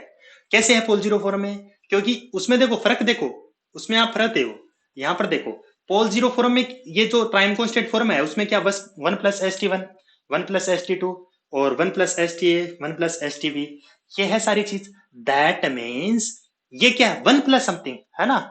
अब मैं बात करूंगा कि यदि मुझे एक बात बताओ, अब जब आपके पास में ये पोल जीरो फॉर्म मतलब s+1 समथिंग है, ठीक है, अब सबसे पहले कन्वर्ट तो हम करेंगे, लेकिन पहले अब पोल और जीरो देख लेते हैं। सिर्फ पोल जीरो फॉर्म तो हम बात करेंगे कि पोल जीरो प्लॉट हम ड्रॉ करेंगे, उससे पहले हम देखेंगे कि पोल क्या होता है और जीरो क्या होता है। ये हमने समझा दिया, लेकिन आपको लिखाना भी जरूरी है, क्योंकि प्रॉपर तरीके से वो भी जरूरी है। तो हम सबसे पहले हम बात करें, एक एक चीज कंसेप्ट वाइज चलेंगे। तो सबसे पहले हम बात करते हैं किसकी, पोल की। पोल्स क्या होता है, ठीक है, क्या होता है पोल्स, हम इसकी बात करेंगे पोल्स। ठीक है, पोल्स अब जहां पर भी हम डिनोट करेंगे तो क्रॉस से डिनोट करोगे, किस प्रकार से अभी देखेंगे। तो पोल क्या होते हैं, पोल का है when we equate the, when we equate, मैं लिखवा देता हूं, when we equate, when we equate denominator of transfer function, ये डिनोमिनेटर, ये न्यूमरेटर है। अरे भाई ये तो आपको मालूम ही है ना यार, अरे ये तो मालूम है ना यार, ये होता है आपके पास में न्यूमरेटर। अरे जो अंश हर है तो जानो, जो ऊपर वाला पार्ट होता है वो न्यूमरेटर, जिसको अंश बोलते हो। अंश किसका, ट्रांसफर फंक्शन का, और ये हर डिनोमिनेटर। इंजीनियर हो थोड़ा अंग्रेजी, अरे अंश और हर, डिप्लोमा वाले अंश और हर, ठीक है ना। तो इसका मतलब ये न्यूमरेटर हो गया, ये डिनोमिनेटर हो गया। When we equate, when we, when we equate denominator equals to 0, denominator of transfer function, when we equate the denominator, denominator of transfer function equals to 0। अब जब डिनोमिनेटर, ये ट्रांसफर फंक्शन का denominator part है, इसको हम 0 की equate करेंगे, उस कंडीशन में then the value of s is called poles of the transfer function, poles of the transfer function। आई समझ में बात, poles of the transfer function. That means मैं क्या करूंगा, क्या करूंगा, when we equate the denominator of the transfer function, कहने का मतलब यदि मैं क्या करूंगा, यदि जो डिनोमिनेटर, ये ट्रांसफर फंक्शन का डिनोमिनेटर पार्ट है, अरे ये ट्रांसफर फंक्शन का डिनोमिनेटर पार्ट है, इसको मैं क्या करता हूं, जीरो के इक्विवेलेंट करता हूं। ये तो बोला है, ये तो बोला है, तो मैंने एक अलग, यानी कि अपने पास में ट्रांसफर फंक्शन दे रखा था, क्या दे रखा था, s+1 अपॉन में s+2 और s+3, ये न्यूमेरेटर था। अरे बोलो, ये क्या था, न्यूमेरेटर, ये मेरे पास में न्यूमेरेटर था, और ये क्या है मेरे पास में, डिनोमिनेटर। अब पोल कैसे निकालोगे, जो ट्रांसफर फंक्शन का जो डिनोमिनेटर पार्ट है उसको क्या कर दो, जीरो के, जीरो के इक्विवेलेंट करो, तो जीरो के इक्विवेलेंट करोगे तो s+2 और s+3 will be equals to zero. अब जीरो करोगे तो यहां से s+2 बराबर जीरो, तो s की वैल्यू कितनी आ गई, -2, दैट मीन्स, और दूसरी बात s+3 will be equals to zero, that means s equals to क्या हो गया, -3। तो पोल्स ऑफ द सिस्टम, अब पोल्स ऑफ ट्रांसफर फंक्शन क्या आ जाएगा, s बराबर क्या हो जाएगा, एक तो -2 और एक क्या हो जाएगा, -3। समझ में आ गई बात। तो अब ये हो गया, दैट मीन्स ये सिग्मा और जे ओमेगा, तो ये फॉर्म है, ठीक है। आपको ये सिग्मा एक्सिस और ये जे ओमेगा इमेजिनरी एक्सिस, तो इसमें आपको प्लॉट करना है कि कहां पर क्या होता है। ये positive x axis, that means यहां पर वैल्यू जैसे मान लो 1 हो गया, ये 2 हो गया, इस प्रकार से इधर चलोगे तो -1 -2, और यहां पर ऊपर और नीचे चलोगे that means J1 J2 J3 ऐसे ऐसे चलता जाएगा, और यहाँ पर -J1 -J2। अब आपको क्या करना है, -2 और -3, -2 और -3 दैट मीन्स, -2 और -3 दैट मीन्स, मैं आपसे यहां से दिखाना चाहूं तो -2 पे यदि पोल है तो -2 पे पोल का, पोल को किससे दिखाते हैं, क्रॉस से, तो एक पोल तो ये हो गया, और दूसरा दूसरा पोल -3 पे। तो ये जो है पोल का जे सिग्मा और जे ओमेगा जो एक्सिस है, पोलर पोल जीरो प्लॉट है उसमें, यानी -2 पे पोल है और -3 पे पोल है। अब मुझे एक बात बताओ, यहां से ध्यान से समझ के बात बतानी है। यहां पर देखो मैंने क्या बताया, पोल जीरो फॉर्म में पोल क्या होते हैं, जब ट्रांसफर फंक्शन के डिनोमिनेटर को इक्वल टू जीरो करोगे तो उस कंडीशन में, अरे जो भी ट्रांसफर फंक्शन का उसका डिनोमिनेटर हर वाला पार्ट है ना, उसको जीरो के इक्वेट कर दो, और जहां से जो भी एस की वैल्यू आती है वही क्या हो जाएगी मेरा, वही क्या हो जाएगी, pole of that transfer function, वही पोल हो जाएंगे। ठीक है। अब मुझे एक बात बताओ, यहां से मुझे एक बात बताओ, यदि मुझे एक यहां से एक बात बताओ आप, ये जो अपने पास में पोल है, मैं क्या करता हूं, ये अपने पास में ये ट्रांसफर फंक्शन है, ये क्या है, ट्रांसफर फंक्शन है, that means now see what is the,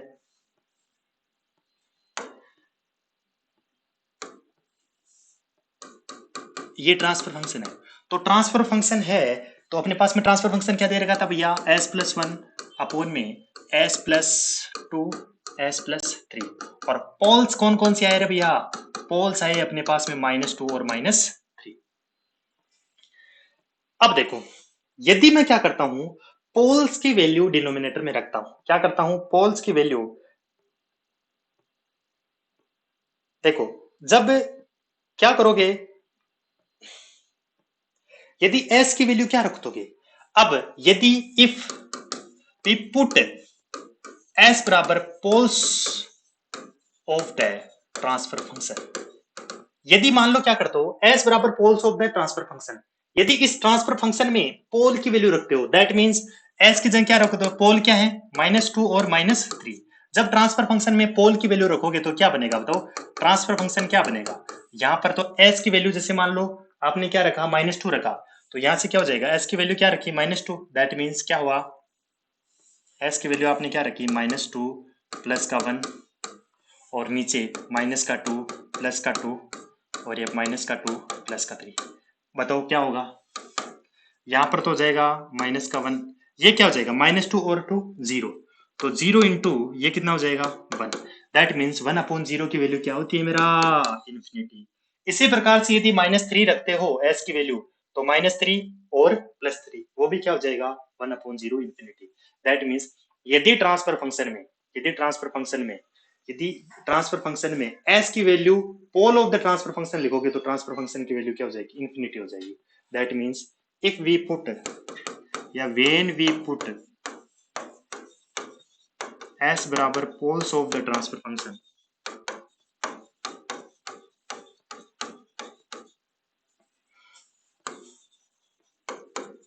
then transfer function कितना हो जाएगा, इनफाइनाइट। यदि एस की value poles of the transfer function रखते ही क्या होगी, ट्रांसफर फंक्शन की वैल्यू इन्फिनिटी होगी। तो पोल कैसे निकालेंगे, कोई भी ट्रांसफर फंक्शन है उसका डिनोमिनेटर पार्ट को जीरो कर दो, तो जो भी एस की वैल्यू आती है वो पोल आती है। अब हम बात करते हैं जीरो की, दूसरी बात करते हैं जीरोज की। जीरोज, अब इनको हम इस जीरो से दिखाएंगे, ठीक है। पहले तो बताओ ट्रांसफर फंक्शन क्या था, कौन सा लेके चल रहे हैं अपन, transfer function S plus one upon में एस प्लस टू और एस प्लस थ्री। अब क्या होता है जीरो, जीरो कैसे निकालोगे, if we equate that numerator of transfer function equals to zero. यदि numerator of transfer function zero के इक्वेट करते हैं तो जो एस की वैल्यू होती है, then the value of S, the value of S is called zeros of transfer function.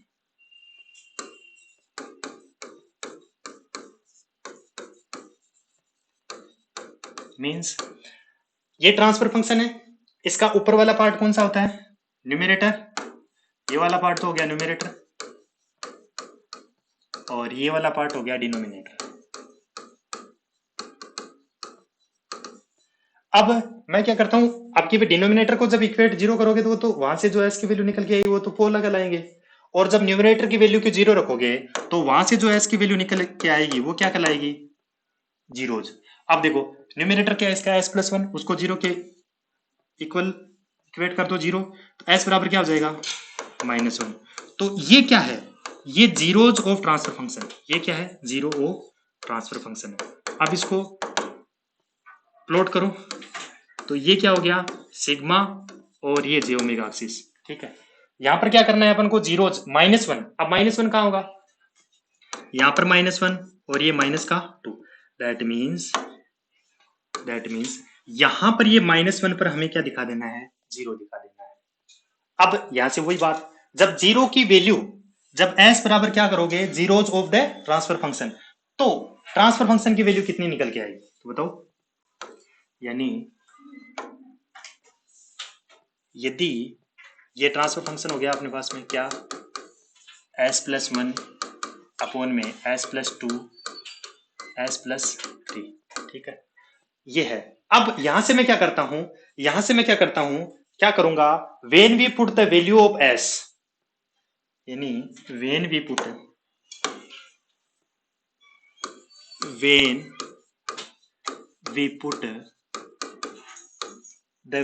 Value of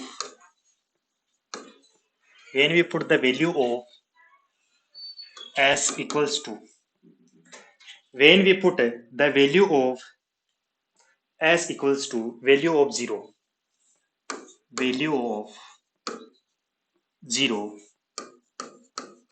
then transfer function, the value of then value of transfer function is 0। कैसे, आप क्या करो, transfer function है उसमें zero की value रखो। अब s बराबर क्या रखना है, एस बराबर वैल्यू ऑफ जीरोज।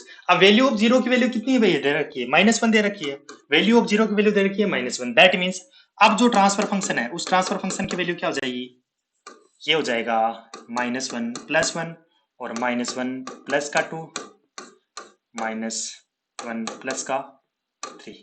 अब क्या करना है इस ट्रांसफर फंक्शन, अब देखो माइनस वन और प्लस वन की वैल्यू कितनी होगी, जीरो, जीरो अपॉन में ये हो गया वन और ये कितना हो गया टू, दैट मीन्स इसकी वैल्यू क्या हो जाएगी, मेरा जीरो हो जाएगी। तो वही तो लिखा है, जब आप क्या करो ट्रांसफर फंक्शन में एस की वैल्यू, एस बराबर क्या रखो, पोल की वैल्यू रखोगे ट्रांसफर फंक्शन में, तो उस कंडीशन में जो ट्रांसफर फंक्शन की वैल्यू क्या निकल के आएगी, जीरो निकल के आएगी। तो ये हो गया पोल और जीरो। अब देखो अब पोल जीरो प्लॉट अपन को करना है, पोल जीरो प्लॉट करना है, पोल जीरो प्लॉट किस प्रकार से प्लॉट करना है उसको ध्यान से देखना है, ये चीज अभी आपको। तो मुझे एक बात बताओ, क्या आप मुझे एक बात बताओ, कौन सी बात? चलो ठीक है, मैं आपसे एक सिंपल पहले एक ये पूछता हूं, ये मैं क्या करता हूं, ये सिग्मा और जी ओमेगा, ठीक है। एक बात बताओ मुझे, यहां से, चलो ये ऐसे दिखाना सही नहीं रहेगा, एक बार मैं एक्स वाई प्लॉट आपको दिखा के थोड़ा सा कंपेयर करके बताता हूं कि किस प्रकार से।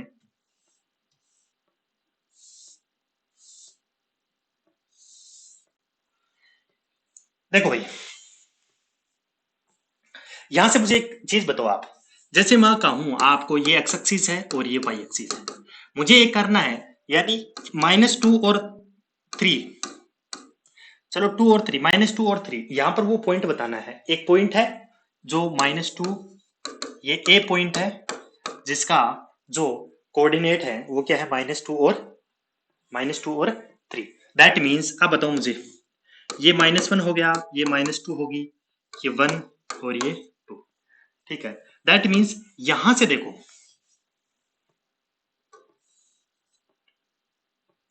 एक्स और वाई, इसको हम पॉइंट को कैसे दिखाते हैं, पहले क्या करते हैं, एक्स और वाई, एक्स एक्सिस पर कौन सा पॉइंट है, -2। अब प्लस चलना है तो इस तरफ चलना है, और माइनस चलना है तो किस तरफ चलना है, इस तरफ चलना है, ये तो हमें मालूम ही ना यार, अरे इतना तो थोड़ा कॉमन सेंस होगा, ये माइनस और ये -2, ठीक है, समझ में आ रही बात। तो और इधर ये मान लो, ये अभी तो क्या है, 1 2 3, -1 -2, ये वाई एक्सिस और ये माइनस वाई एक्सिस, और ये एक्स एक्सिस और ये माइनस एक्स एक्सिस, और ये है माइनस का वाई एक्सिस, ठीक है। अब मुझे बताओ, x की वैल्यू -2, तो आपको उस पॉइंट का जाने के लिए क्या करना है, x पर -2 यानी यहां पर आना है, यहां पर आना है वो पॉइंट, एक तो -2, और y एक्सिस पर कौन सा पॉइंट है, 3। तो इधर से इस तरफ चलो, ये लाइन चलाते जाओ, और इधर से ये चलाते जाओ, जहां पर ये दोनों एक दूसरे को काटते हैं वही क्या हमारे पास में एक्चुअल पॉइंट है होता है। दैट मीन्स ये पॉइंट अपने पास में कौन सा हो जाएगा, ए पॉइंट हो जाएगा, जिसके कोऑर्डिनेट एक्स एक्सिस तो -2 है और वाई एक्सिस क्या है, 3।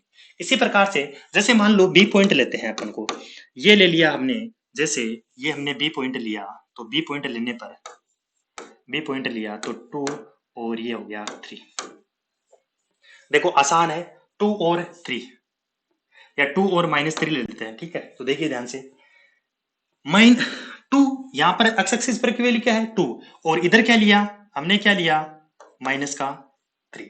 तो अब 2 से और ये 3, एक तो ये हो गया और एक ये पॉइंट हो गया। अब क्या करो, 2 को इस तरफ चलो और -3 से, तो ये दोनों जहां पर काटते हैं ये बी पॉइंट हो जाएगा, जिसके कोऑर्डिनेट क्या होंगे, 2 और -3। ये मैंने एक्स और वाई कोऑर्डिनेट इसलिए बताया, अभी सिग्मा और जे एक्सिस, सिग्मा और जे ओमेगा एक्सिस पर हमने क्या करना है, पोल और जीरो को प्लॉट करना है। पोल को हम प्लॉट करते हैं, पोल पोल जीरो सिग्मा, और अभी देखेंगे सिग्मा और जे ओमेगा एक्सिस है, उस पर हमें प्लॉट करना है। दैट मीन्स सिग्मा और जे ओमेगा पर हमें प्लॉट करना है।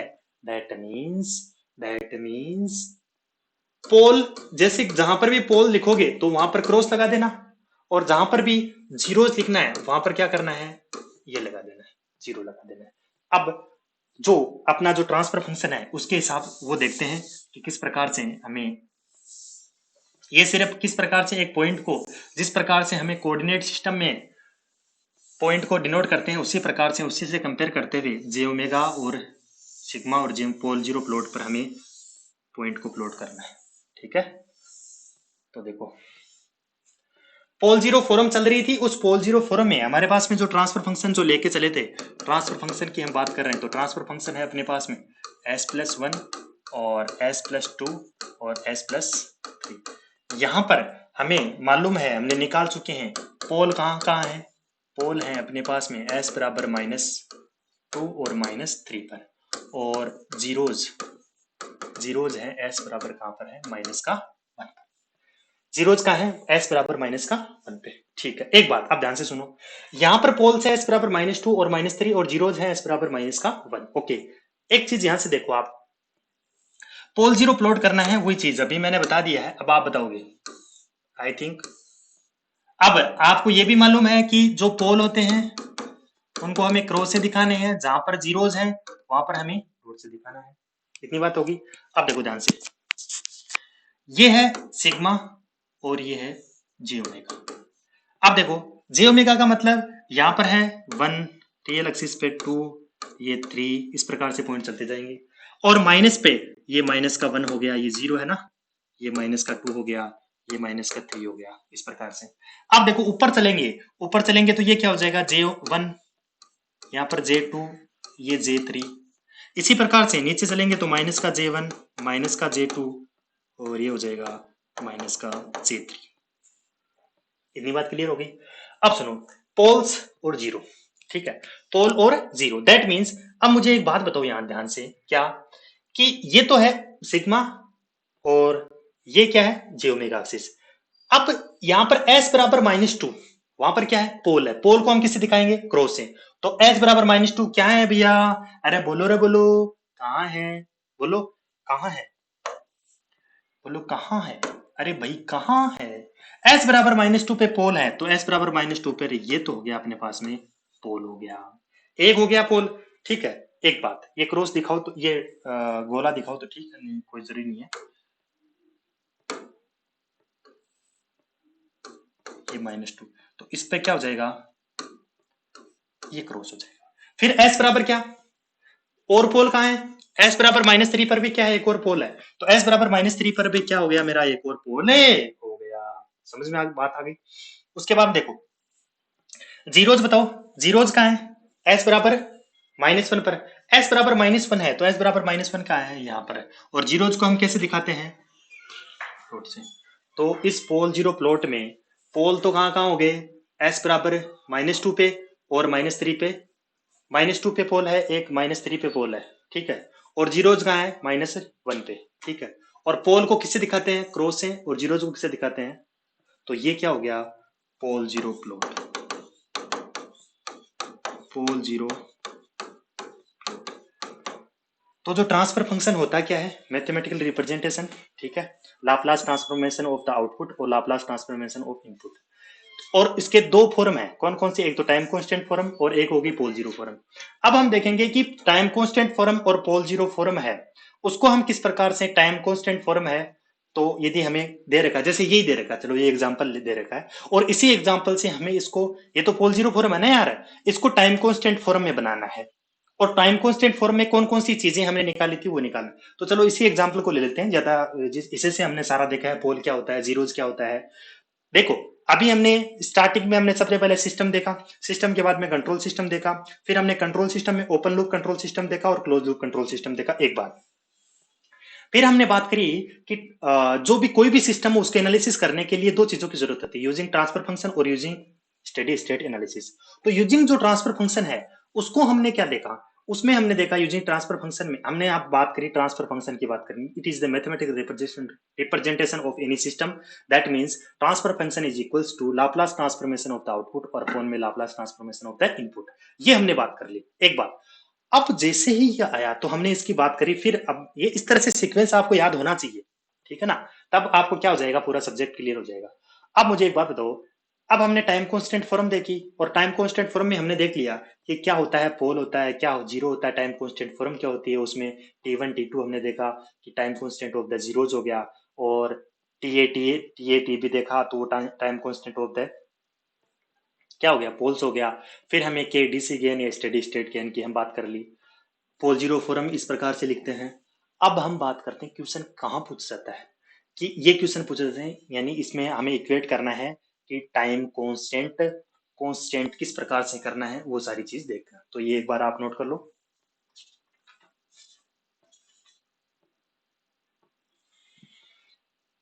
चलो एग्जांपल लेते हैं,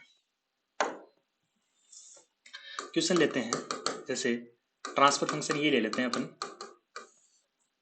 s+1 s+2 s+3। देखो इसे में क्या करना है, इसे यानी कैलकुलेट, क्या करना है, कैलकुलेट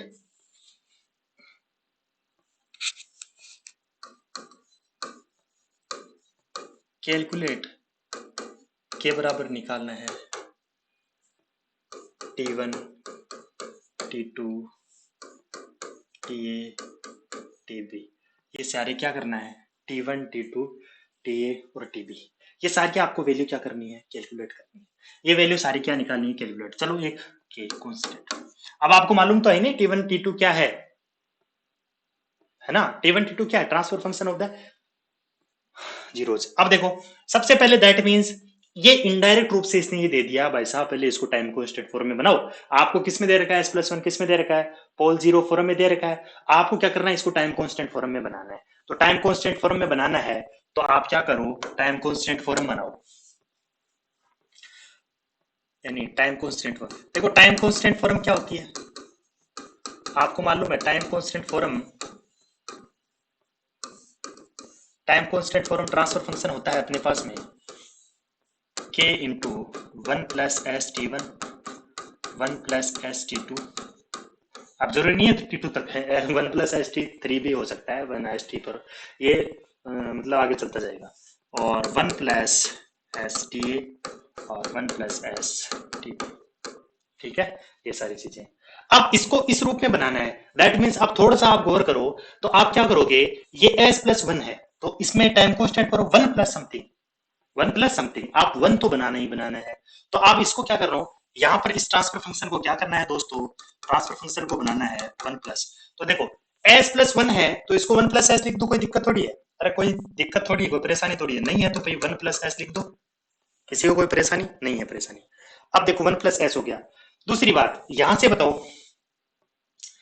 अब यहां से थोड़ा सा आप इधर देखो, ये है अपने पास में s+2 और s+3, मैं क्या करता हूं इसमें से, मैं क्या करता हूं यहां पर, मैं क्या करता हूं 2 कॉमन लेता हूं, ठीक है। तो 2 कॉमन लिया तो क्या होगा, जिस जो भी कॉमन लिया जाता है उसका भाग लगता है, ठीक है। तो 2, देखो किसी भी चीज कॉमन लिया तो 2 अपॉन में 2 प्लस s/2, जिस भी चीज को कॉमन लिया जाता है उसका क्या लगता है भाग लगता है, ठीक है। ये समझ में आ गई बात। अब देखो ध्यान से 2 + 2 1 प्लस s/2, 1 प्लस s/2, एक बार। अब यहां से आपने क्या लिया 3 कॉमन लिया, अरे 3 लोगे ना यार, तो 3/3 प्लस s/3, दैट मीन्स यहां से मैं 2 इंटू 3 कितना हो गया 6, ये देखो 1 प्लस s/2 इंटू 1 प्लस ये 3 से 3 गया तो 1/s/3, तो यानी कहने का मतलब यहां से जब 2 और 3 कॉमन लोगे तो फाइनली कैसा बनेगा 6 1 प्लस s/2 और 1 प्लस s/3, समझ में आई बात। अरे इतनी बात क्लियर होगी, मैंने इसको इस तरफ दिखा दिया है। अब बताओ मुझे, अब मैं थोड़ा सा इसको सिंप्लीफिकेशन करता हूं, थोड़ा सा मैं इसको सिंप्लीफिकेशन करता हूं,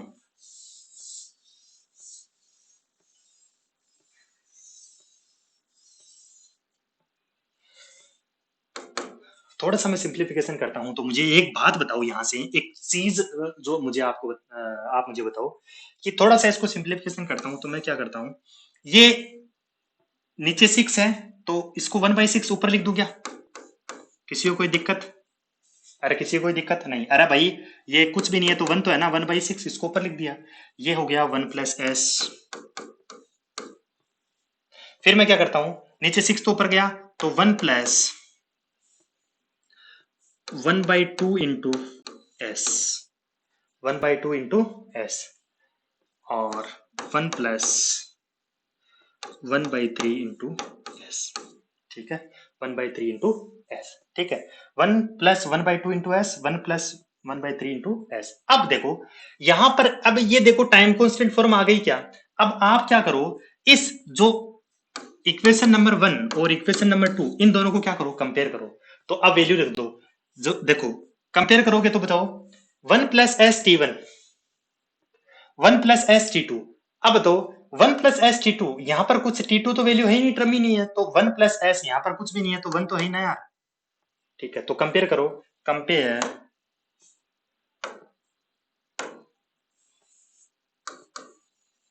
compare equation 1 and 2, compare equation 1 and 2। एक और दो को कंपेयर करना है, तो एक और दो को कंपेयर करना है तो उसके लिए हमें क्या करना है दोस्तों, क्या करना है, compare 1 and 2, that means compare करो। यहां से देखो T1 की वैल्यू क्या आएगी, K की वैल्यू क्या आएगी 1/6।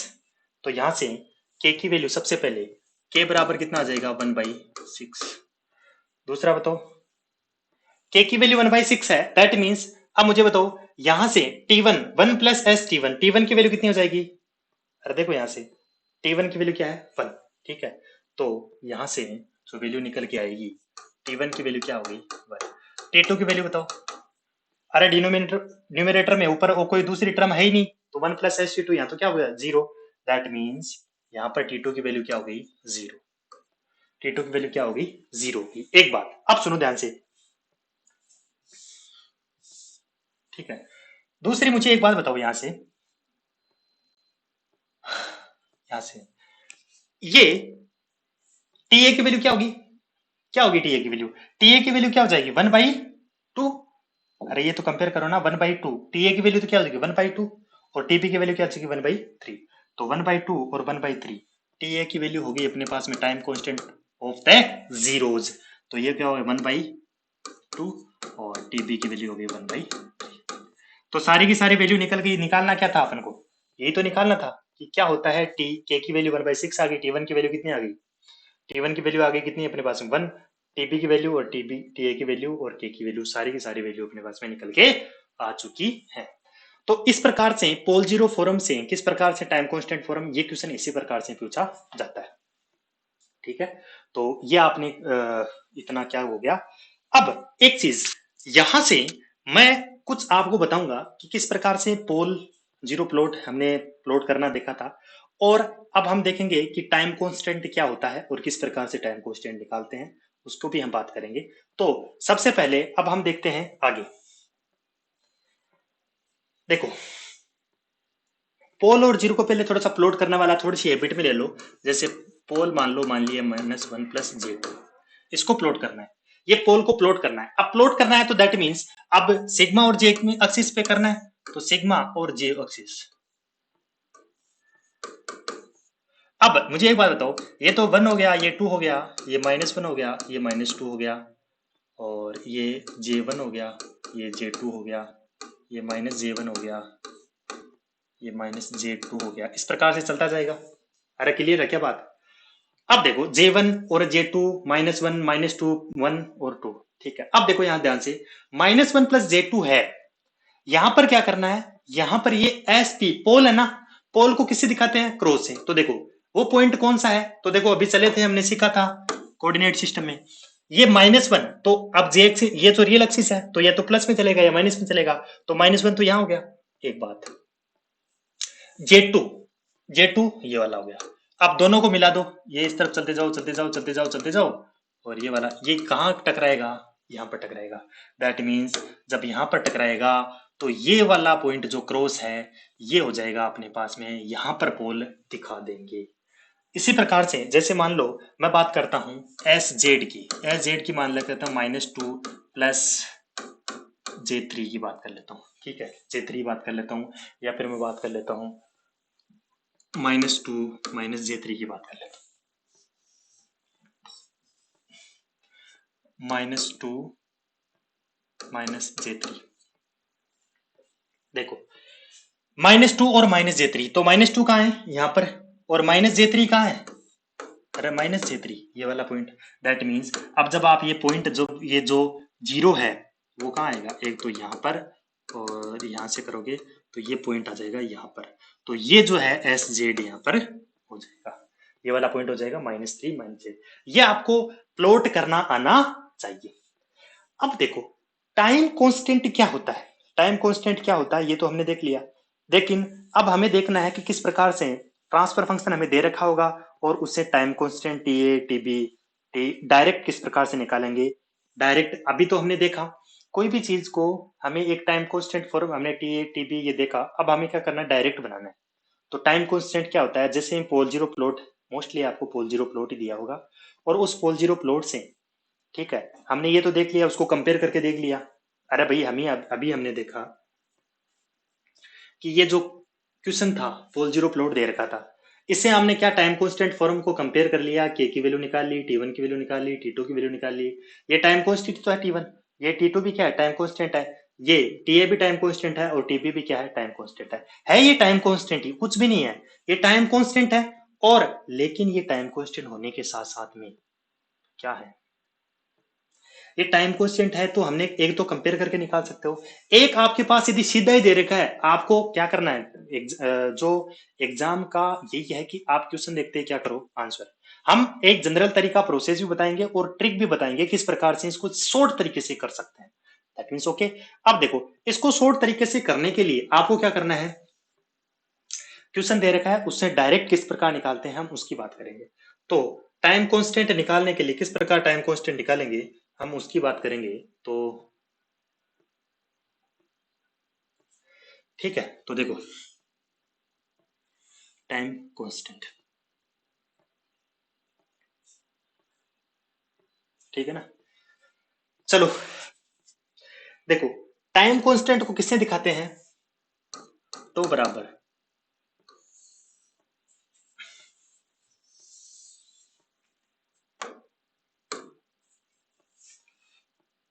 टाइम कांस्टेंट,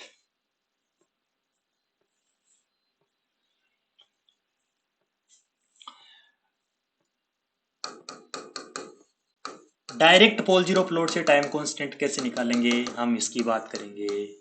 तो टो बराबर क्या होगा, -1 अपॉन में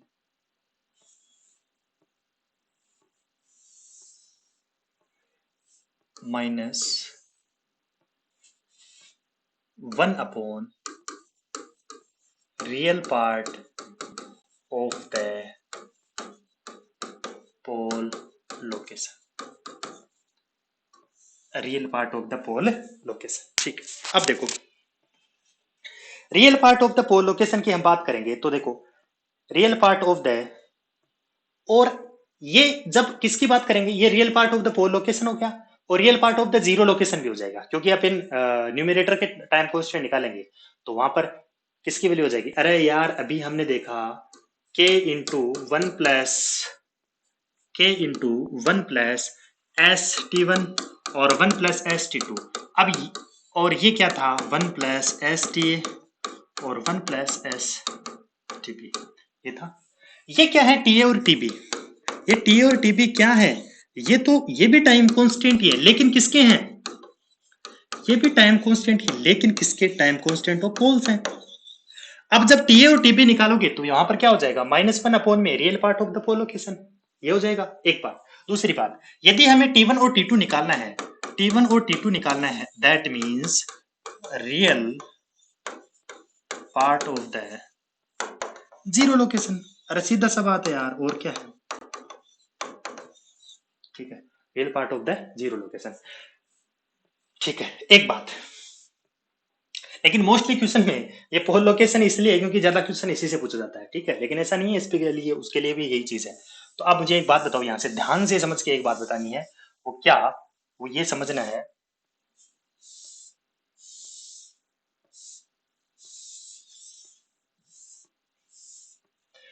देखो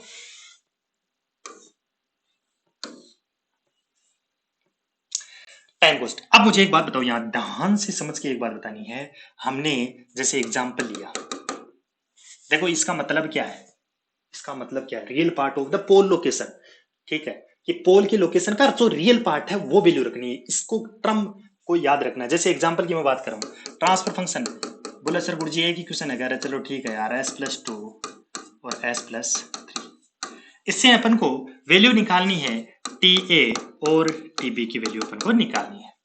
टी ए टीबी क्या है, बोलो, अरे क्या है T A T B, T A T B है टाइम कांस्टेंट ऑफ पोल्स, ठीक है, time constant of poles, T A T B. तो आपको क्या करना है, टी ए निकालने के लिए क्या करना है, real part of the pole location. अब पोल की लोकेशन कहां का है, पहले तो पोल निकालो। अब पोल निकालोगी तो पोल कैसे निकालोगे, किसी भी ट्रांसफर फंक्शन के पोल निकालने के लिए डिनोमिनेटर पार्ट को क्या कर दो, जीरो। तो डिनोमिनेटर पार्ट को जीरो किया तो s+2 और s+3 बराबर क्या हो गया, जीरो। तो या तो ये जीरो होगा या ये जीरो होगा। जब s+2 बराबर जीरो होगा, then what is the value of s की वैल्यू क्या हो जाएगी मेरा, तो एक तो बोला क्या हो जाएगा माइनस का 2, और एक s plus 3 will be equal to 0, तो दैट मीन्स दूसरी वैल्यू s की वैल्यू कितनी हो जाएगी माइनस का 3। एक तो वाली वैल्यू होगी s बराबर -2 और एक वैल्यू होगी s बराबर -3। ओके, एक बात, अब मुझे आप एक बात बताओ यार, ध्यान से देख के एक बात बतानी है क्या, कि अब मुझे टीए बताओ, अब पोल की लोकेशन क्या है, एक तो -2 पर और एक क्या है -3 पर, तो जो फॉर्मूला है वो क्या है -1 में real part of the pole location. अब पोल लोकेशन क्या है, एक तो s बराबर -2 है, अब यहां पर j इंटू 0 इमेजनरी पार्ट तो है नहीं, ये तो पोल की लोकेशन है ना -2 प्लस j0, अब इमेजनरी पार्ट तो है नहीं, इसका मतलब पूरा रियल पार्ट ही है, तो रियल पार्ट ऑफ पोल, पोल की लोकेशन कहां है उसमें जो रियल पार्ट है उसकी वैल्यू रखनी है। जैसे मान लो एग्जांपल के तौर पे यहां पर तो बाय डिफॉल्ट यहां पर क्या आएगा s बराबर -2 प्लस j1 होता, तो ये क्या है एक्चुअली पोल की लोकेशन है कि नहीं है, अरे पोल की लोकेशन है कि नहीं है, इस पोल की लोकेशन में जो रियल पार्ट है उसी को लेना है, रियल पार्ट -2 है कि j1 है, -2 है, इसलिए इसकी वैल्यू को क्या लिख देना है -2। यहां पर इस फॉर्मूले में क्या करना है, क्योंकि ये तो ये अब की बार पोल लोकेशन अपने इस एग्जांपल में क्या है -2 प्लस j0, तो इसका मतलब रियल पार्ट क्या है इसका -2, तो -1 में -2, दैट मीन्स यहां पर टो ए की वैल्यू कितनी हो जाएगी 1/2, तो टो ए की वैल्यू डायरेक्ट रख दी हमने कितनी 0.5, तो कुछ कंपेयर करने की जरूरत पड़ी क्या, नहीं पड़ी। अब बताओ मुझे यहां से एक बात बताओ, टो बी की वैल्यू बताओ, टो बी की वैल्यू बताओ, what is the value of tau B, इस टो बी की वैल्यू बताओ, तो -1 the real part of the pole location, दूसरा पोल कितना है -3, अरे भाई s की वैल्यू -3, ये भी एक पोल आया ना, तो ये -3, तो यहां से टो बी की वैल्यू कितनी आ जाएगी 1/, तो टो ए और टो बी की वैल्यू डायरेक्ट पोल लोकेशन हमें निकाल दी। अब मैं आपको एग्जांपल देता हूं, उसे मुझे बताओ, उसे आप मुझे बताओ कि किस प्रकार से, जैसे एग्जांपल मैंने लिया,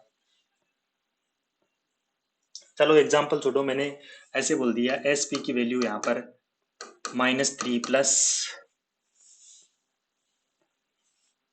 -4 प्लस का j5, ठीक है, यहां पर मुझे टो की वैल्यू बताओ, टाइम कांस्टेंट,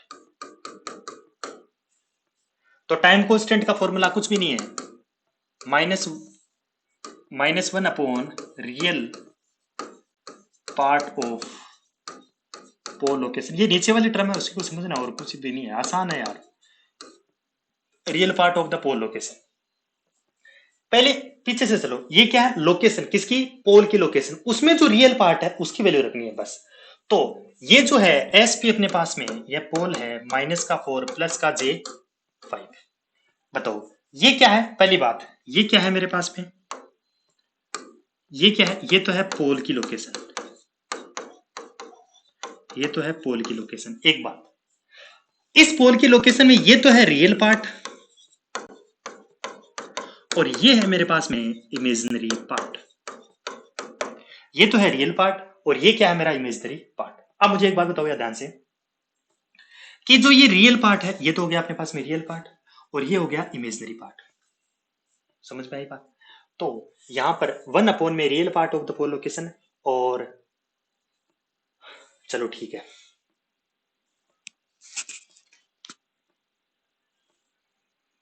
ठीक है, तो अब मुझे एक बात दो, अब टो की वैल्यू रख दो, टो की वैल्यू कितनी हो जाएगी -1 में real part of the pole location, real part कितना है इसका 4, नहीं -4, जो वैल्यू दे रखी है वो की वो, तो यहां पर क्या हो जाएगा -4, तो यहां से अब इमेजिनरी पार्ट लेना है क्या ना, पोल लोकेशन का रियल पार्ट, ये पूरी पोल लोकेशन है, उसका ये वाला पार्ट कौन सा है रियल पार्ट, उसी को वैल्यू रख दो, तो यहां से टो की वैल्यू कितनी आ जाएगी 1/4 यानी 0.25, ये सेकंड में होता है टाइम कांस्टेंट, तो ये इसकी वैल्यू आ जाएगी टाइम कांस्टेंट की। इतनी बात क्लियर है, तो ये अपने पास में सारा का सारा फंडा क्लियर होना चाहिए। अब जैसे मैं आपको एग्जांपल देता हूं कि ट्रांसफर फंक्शन,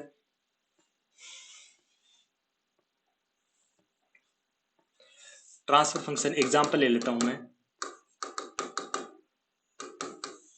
s+5, s+ ये लेके चलो आप s+5, s+10, s+20। अब इसमें मुझे बताओ, आप टी ए टी बी और और ये सारी वैल्यू निकालो। तो फाइंड, चलो इसमें टी ए निकालो, टी बी निकालो और के की वैल्यू निकालो। ये 3 वैल्यू निकालनी है। अब मुझे बताओ एक बात बताओ, टी ए की वैल्यू, टाइम कांस्टेंट क्या होता है? यहां पर पोल की लोकेशन कितनी है? पोल कहां कहां है बताओ? Denominator of the transfer function equal to 0 कर दो। तो जब s+10, अब ये निकालना आना चाहिए, अब हर बार इतना करके नहीं बताऊंगा, इक्वल्स टू 0। तो यानी पोल कहां कहां आएंगे? एक तो -10 पर और एक -20। एक तो -10 पर और एक क्या होगा? -20 पर। एक बात, चलो ठीक है, ये तो हो गया -10 और एक हो गया -20। एक बात अब सुनो ध्यान से, यहां से जब आप वैल्यू रखोगे -10 और -20, चलो तो जो टो है, तो ए वैल्यू निकालो। -1 अपॉन में real part of the pole location, real part of the pole location, real part of the pole location. तो मुझे एक बात बताओ, तो ए की वैल्यू क्या आ जाएगी? -1 अपॉन में real part of the pole location है, इमेजिनरी पार्ट तो है ही नहीं, तो -10 लिख दो। तो यहां से टो की वैल्यू आ गई 1/10। इसी प्रकार से टो बी की वैल्यू बताओ, -1 अपॉन में real part of the pole location है ही रियल का पार्ट, तो -20। दैट मीन्स इसकी वैल्यू हो जाएगी, माइनस से माइनस कट जाएगा, 1/20। एक टर्म यहां पर के की वैल्यू बताओ। के की वैल्यू निकालने के लिए बहुत आसान है, देखो सीधा सा करना है। के की वैल्यू के लिए कुछ भी नहीं करना है। ऊपर कितना है? कांस्टेंट टर्म कितनी बची? ऊपर कितना है भाई? ऊपर कितना है? ये है 5। नीचे कितना है? 10। इससे आगे कितना है? 20। बस हो गया। तो के की वैल्यू निकल गई 1/40। बस। अब आप कोई कहे ना सर हमें तो T1 की वैल्यू भी बताओ। तो T1 की वैल्यू निकालने के लिए हमें क्या करना है? T1 की वैल्यू, T1 के लिए -1 अपॉन में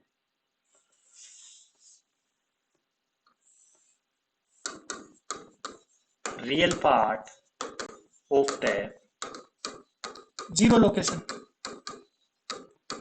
real part of the zero location. अब मुझे एक बात बताओ, पीछे यहां से मुझे एक बात बताओ, यहां से इसका real part of the zero location. अब real part of the zero location, zero निकालो भैया। अरे s+5 बराबर क्या है? 0। s+5 बराबर 0 क्या है? s बराबर -5 क्या है? ये 0। ठीक है, तो यहां पर T1 की वैल्यू निकल के आ जाएगी -1 अपॉन में रियल पार्ट कितना? -5। दैट मींस T1 की वैल्यू कितनी आ जाएगी? 1/5। तो T1 निकाल लिया, TA निकाल लिया, TB निकाल लिया और K निकाल लिया। हमने डायरेक्ट निकालना सीख लिया।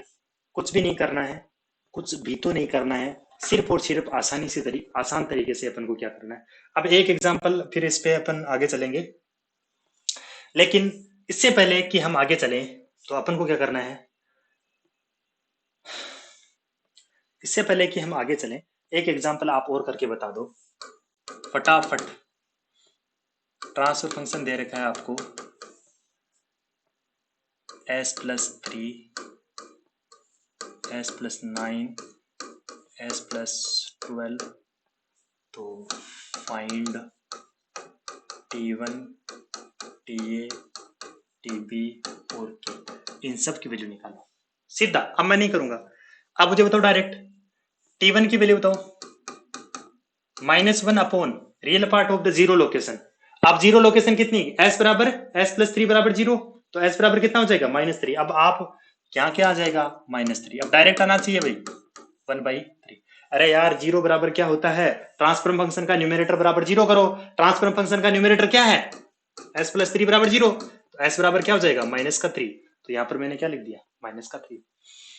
दूसरी बात, अब बताओ TA की वैल्यू बताओ, real part of the pole location. Real part of the pole location pole 2 है, कौन कौन से?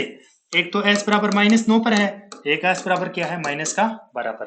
तो real part of the pole location s बराबर -9, दैट मींस 1/9। TP बराबर कितना हो गया? -1 अपॉन में रियल पार्ट कितना हो गया? -12, दैट मींस 1/12। ये टी ए हो गया, टीबी हो गया, ये टी वन हो गया। एक बात अब ध्यान से सुनो, अब हमें वैल्यू निकालनी है के की। एक के बचा, के लिए हमें क्या करना है, कॉन्स्टेंट। ऊपर कितना है, इसको इसको छोड़ दो तो 3, नीचे कितना बचा 9, और ये कितना हो गया 12। 3 तिया 9, तो 12 तिया 36, 1/36। तो ये किसकी वैल्यू आ गई के। अब इस क्वेश्चन से कितना टाइम लगा, आपको कोई कंपेयर नहीं करना है टी वन टू, उसको 1+s के रूप में लिखना ही नहीं है। डायरेक्ट क्वेश्चन देखा, T one T A T B और के, ये चीजें पूछी जाती हैं। तो अभी हमने आज की क्लास में जो देखा, वो हमने सबसे पहले देखा कंट्रोल सिस्टम का सिलेबस क्या है, एक बात। दूसरा हमने देखा, फिर हमने बात करी, पहले कंट्रोल सिस्टम से पहले हम बात करेंगे कि सिस्टम क्या होता है, उसके हमने एग्जांपल देखे क्या सिस्टम होता है, और वही सिस्टम कंट्रोल सिस्टम किस प्रकार से बन गया। फिर हमने कंट्रोल सिस्टम में भी हमने देखा कि ओपन लूप कंट्रोल सिस्टम क्या होता है, क्लोज लूप कंट्रोल सिस्टम क्या होता है। फिर हमने उसकी बात करी कि उसके सिस्टमेटिक अरेंजमेंट किस प्रकार से होते हैं, हमने बात करी। फिर हमें कोई भी सिस्टम को एनालिसिस करने के दो तरीके हमने देखा, यूजिंग ट्रांसफर फंक्शन और यूजिंग स्टेडी स्टेट एनालिसिस। हमने ट्रांसफर फंक्शन से किस प्रकार से एनालिसिस करना उसका स्टार्ट किया। तो ट्रांसफर फंक्शन होता क्या, हमने सबसे पहले वो देखा कि transfer function Laplace transformation of the output signal और अपोन में Laplace transformation of input signal, हमने उसकी बात करी। फिर हमने देखा कि भाई ट्रांसफर फंक्शन की तो बात कर ली, इसकी फॉर्म बताओ कितनी होती है। इनकी दो फॉर्म होती है, एक तो फॉर्म होती है टाइम कांस्टेंट फॉर्म, और दूसरी होती है पोल जीरो फॉर्म। ठीक है, पोल जीरो फॉर्म। तो हमने टाइम कांस्टेंट फॉर्म देखा, फिर पोल जीरो फॉर्म देखी, और उसमें टर्म्स आई। पोल क्या होता है कि जब हमारे पास में ट्रांसफर फंक्शन का डिनोमिनेटर इक्वल्स टू जीरो करते हैं, तो वहां से जो एस की वैल्यू आती है वो पोल कहलाती है। और जब उन पोल की वैल्यू जब हम ट्रांसफर फंक्शन में रखते हैं, तो ट्रांसफर फंक्शन की वैल्यू क्या हो जाती है, इनफाइनाइट हो जाती है। और उसके बाद में हमने देखा कि जीरोज क्या होते हैं, कि ट्रांसफर फंक्शन का जो न्यूमिनेटर है उसको हम जीरो के इक्वेट करते हैं, देन वहां से जो एस की वैल्यू आती है वो ही क्या होती है, zeros of the transfer function. अब जब जीरो की वैल्यू s बराबर, हम किसी भी ट्रांसफर फंक्शन में s बराबर जीरोज रखते हैं, तो उस कंडीशन में ट्रांसफर फंक्शन की वैल्यू क्या बन जाती है, जीरो बन जाती है। ये हमने बात कर ली। उसके बाद में हमने बात करना स्टार्ट की, वो क्या, वो देखो कि पोल जीरो फॉरम ने दे लिया टाइम कांस्टेंट फॉरम। तो हमने देखा कि पोल जीरो फॉरम से किस प्रकार से के की वैल्यू निकालते हैं, किस प्रकार से टी ए निकालते हैं, किस प्रकार से टीबी निकालते हैं, किस प्रकार से टी वन निकालते हैं, किस प्रकार से टी टू निकालते हैं। ये सारी कैलकुलेशन देखी हमने। पहले 1+s के रूप में उसको कंपेयर करके देखा, फिर हमने देखा कि शॉर्टकट तरीका किस प्रकार से होता है, किस प्रकार से के निकालते हैं, टी वन निकालते हैं, टी ए निकालते हैं, टीबी निकालते हैं। तो आज की क्लास में हम इतनी ही बात करेंगे, फिर हम आगे की बात करते हैं नेक्स्ट क्लास में। Thank you.